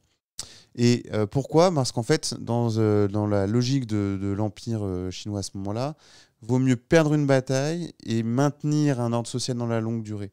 Donc du coup, d'une certaine manière, la victoire des Européens n'est pas du tout une défaite pour les Chinois. Okay. Et on retrouve ces contrefactuels dans les archives elles-mêmes. Donc voilà, c'est un bon exemple où le contrefactuel des acteurs permet d'aller contre l'idée de savoir qui est le vainqueur, qui est le vaincu. Ce sont des catégories qui sont un peu trop simples pour nous. C'est ça, c'est assez rigolo. Un exemple un peu exotique, puisqu'il était un peu attendu au début de notre discussion. Oui, mais c'est assez intéressant aussi, puisque ça fait encore penser à la campagne de 40, puisque finalement c'est un sujet que je regarde pas mal en ce moment.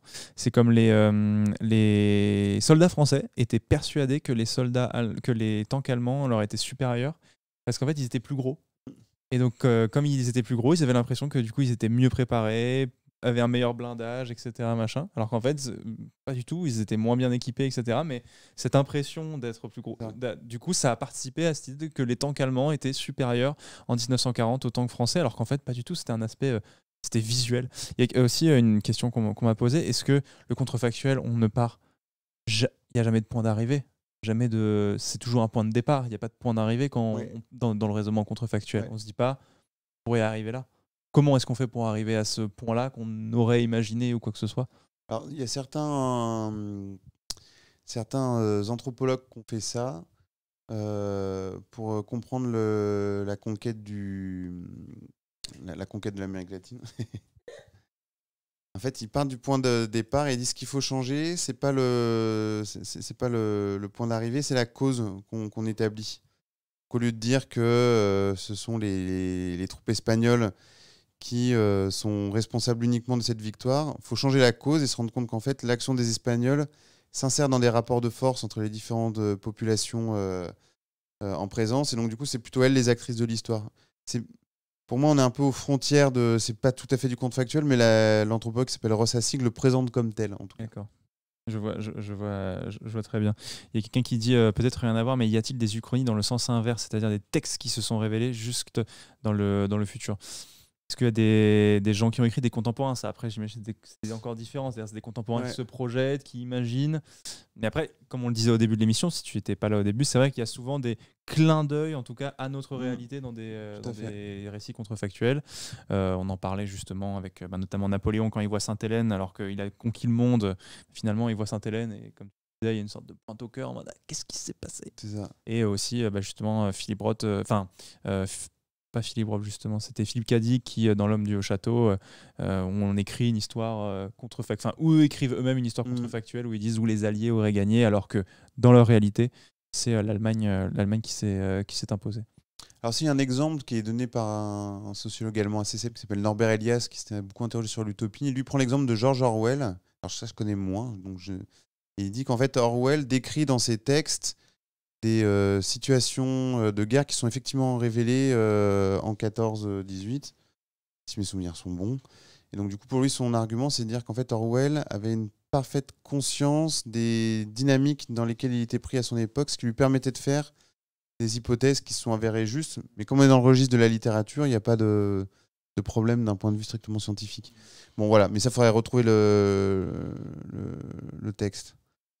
Ah oui, sur la répartition, ouais, c'est intéressant aussi. Est-ce que Nostradamus a déjà été envisagé sous l'angle de l'histoire contrefactuelle, où là, pour le coup, on était vraiment dans l'imagination, parce que Nostradamus qui aurait fait de grandes divinations sur le devenir de l'humanité, ou pour le coup, ça reste un peu plus fantastique. Là, ça, j'en sais rien, je peux pas... Mais c'est merci, c'est ça.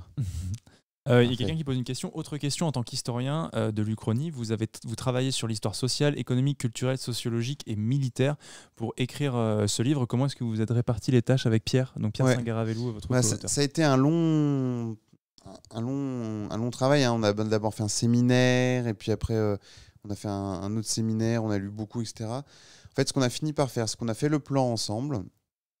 Et on s'est chacun réparti les chapitres. Donc lui, il avait fait le premier sur la dimension plus historique, moi le second sur la dimension plus spatiale. Lui, il a fait sur la littérature, moi celui sur les sciences sociales. On se les a partagés et après on les a relus et on les a réécrits tous intégralement. D'accord. Donc ça a été très très long. C'est assez intéressant ça, l'écriture à quatre mains. Il faut le faire uniquement avec un ami parce que ça peut vite être douloureux. Quand à chaque fois c'est de la contre-proposition de t'aurais peut-être dû c'est ça, et puis comme surtout ça. Sur les petits détails, c'est là où c'est le pire, mais bon. Donc c'est comme une expérience d'écriture aussi, c'est pour ça que la question était vraiment bonne. C'était une expérience d'écriture qui était vraiment intéressante à faire. Donc on avait fait tous les mêmes lectures, on s'est partagé les chapitres, donc les lectures complémentaires, chacun les a fait pour son chapitre. Chaque chapitre a été relu et réécrit par l'autre. Ce qui fait que dans le texte, on voit pas, normalement, enfin non, mais c'est même sûr, on voit pas qui a écrit quoi. Il y a un lissage qui a été fait quasi permanent. C'est vrai que pour le coup, moi, quand on lit beaucoup d'ouvrages d'historiens différents, parfois ça peut être compliqué. Comment dire, ça peut être compliqué de le lire parce que c'est parfois pas très accessible, je pense, pour chacun. Je trouve que pour le coup, pour une histoire des possibles, c'est assez. C'est beaucoup plus digeste que la grande majorité des ouvrages de ce type-là que j'ai lus, pour le coup. Bernard Lugan est un très bon historien avec beaucoup de culture. Je vous conseille plutôt, si vous voulez l'histoire de l'Afrique, je vous conseille plutôt notamment le travail d'Hélène Dumas sur le Rwanda. Je vous le conseille vraiment beaucoup plus fortement que Bernard Lugan. Et notamment l'histoire aussi de l'historien que vous conseillez. François-Xavier Fauvel. Voilà. Je pense que ce sera bien plus intéressant que Bernard Lugan, je pense, aujourd'hui, en termes d'historien sur l'Afrique, bien plus moderne. Et sur Orwell, oui, il faut revérifier. Là, je fais ça de mémoire et donc, du coup, les choses sont pas au point, mais c'est sur ces idées de projection réussies, quoi. C'est ça. En tout cas, est-ce que, pour conclure, parce que finalement il est déjà 21h47, évidemment, on échange toujours et c'est évidemment super intéressant. Quel est au-delà du décentrement, quelle est l'autre peut-être notion qui vous a fait grandir en tant qu'historien dans la recherche du contrefactuel et dans l'écriture de cet ouvrage qui est vraiment nouveau en fait en France aussi, ouvrir un ouvrage comme ça, synthèse sur le sujet aujourd'hui, on peut le dire référence, c'est-à-dire quand on parle de l'histoire contrefactuelle, on va quand même rapidement vers cet ouvrage. Comment est-ce que ça vous a fait grandir? Sur quel point de vue? Il y a plusieurs choses. D'abord, il y a cette idée que ce que permet le contrefactuel, c'est de lutter contre ce qu'un philosophe de l'histoire appelle lutter contre la fascination du révolu, l'expression de Paul Ricoeur, et de restituer aux acteurs du passé leur futur à eux, en fait, et non pas celui qui est devenu. Ça, je trouve que ça a même une dimension poétique, voire existentielle, qui est assez forte, au fond, qui est une forme de respect à l'égard des acteurs du passé. Après, sur le livre lui-même, en fait, on s'est retrouvé embarqué dans cette question-là. Donc, au début, on n'avait pas du tout prévu de... Donc, moi, j'aime bien les questions des rapports entre histoire et fiction, mais on ne pensait pas du tout aller aussi loin dans la dimension littéraire. On a fait aussi toute une recherche, je voyais qu'il y avait une question sur la physique quantique. On est aussi allé regarder de ce côté-là. On a fait lire à des physiciens qui nous ont répondu, bon, c'est un peu léger, mais c'est à peu près ça. Donc on a été embarqué dans une aventure assez inattendue, et c'est cette espèce de plongée dans des univers multiples qui sont tous liés à cette toute petite question « et si ?» que j'ai trouvé absolument fascinante. Et c'est rigolo parce que finalement, ce « et si », du coup, je disais, est-ce qu'il y allait avoir d'autres ouvrages? En fait, le « si » maintenant, il est même dans les œuvres de la pop culture, il existe, c'est-à-dire notamment pour les super-héros, et si tel personnage. Je pense évidemment souvent, celui qui me saute le plus aux yeux, c'est le comics Red Son. C'est et si Superman était en fait soviétique, par exemple, que se serait-il passé?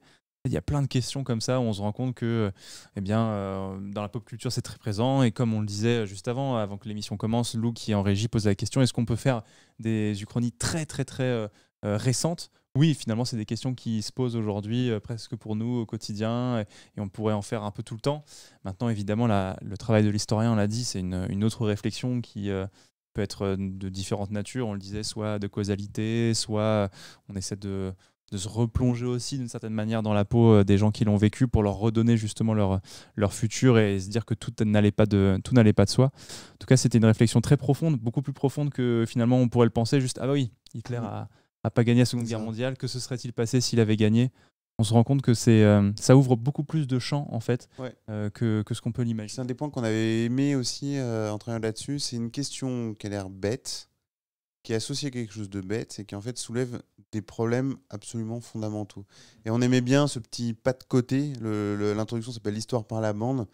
Et moi j'aime bien ce genre de petit pas de côté, ce qui a l'air bête, qui en fait pose de vraies bonnes questions, plutôt que de passer tout de suite par les choses les plus installées, qui ont l'air les plus rassurantes ou les plus sérieuses. Cet effet pas de côté aussi nous a beaucoup plu. Et puis on a été entraîné encore une fois beaucoup plus loin que ce qu'on avait imaginé au départ. C'est quoi le livre sur le Rwanda? Je vous conseille les ouvrages de Hélène Dumas, donc qui est chercheuse à l'EHESS, et on avait fait un live histoire avec elle, donc n'hésitez pas à chercher pour revenir sur le génocide Tutsi au Rwanda. Et puis elle vient de sortir un petit livre dans la nouvelle collection À la source de la découverte, qui est excellentissime aussi, que je vous recommande vivement, qui est assez poignant, mais qui est vraiment très bien. Voilà, c'est ça. Donc il travaille sur un sujet très dur, pour le coup très récent, lui, justement, qui est celui sur le génocide sur le Rwanda. Est-ce que c'est important d'installer une uchronie commune à plusieurs historiens ou à chaque version contrefactuelle, ça vaut pour alimenter l'outil de transmission.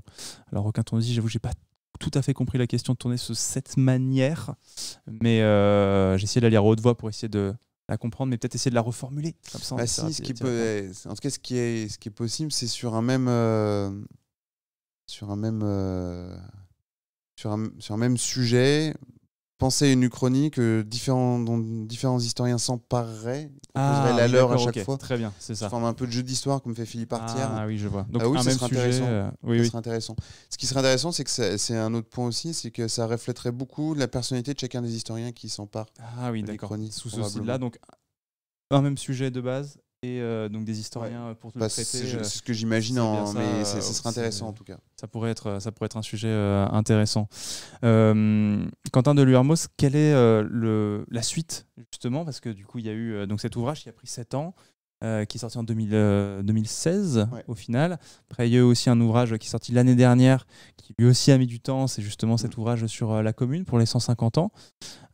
C'est quoi la suite finalement, après avoir mis du désordre avec la commune, du désordre avec le contrefactuel? C'est quoi le désordre pour la prochaine fois?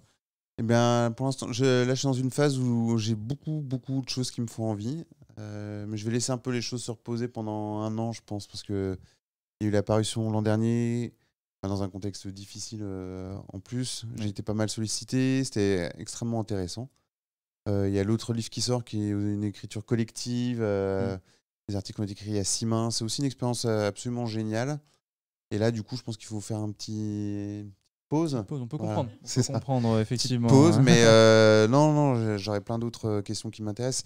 C'est la question d'ordre. La question qui me porte, c'est qu'est-ce qui fait qu'un ordre social s'incorpore? Qu'est-ce qui fait que les ordres sociaux dans lesquels on vit là ont l'air aussi naturels? C'est ça la question. Donc, la thématique ordre désordre, c'est pour réfléchir à ça. Qu'est-ce qui fait que le monde dans lequel on est, elle a cette espèce d'épaisseur qui lui donne une force dont on a l'impression qu'il peut pas être transformé. Et qui finalement, par moment, bouge, c'est ça, tout à fait. Comme notamment en 1870, on a l'impression que ça peut être rompu et en fait... Complètement. D'accord, très bien. Voilà. Mais donc du coup, pour la suite, je sais pas, probablement quelque chose de complètement différent. D'accord. C'est sûr. Bien. Écoute, on aura hâte de découvrir ça. Merci beaucoup en tout cas, merci Quentin, de l'invitation, d'être venu. Merci beaucoup de prendre le temps encore de venir et de venir discuter. Voilà, que les historiens viennent aussi expliquer leur travail, nous le faire découvrir.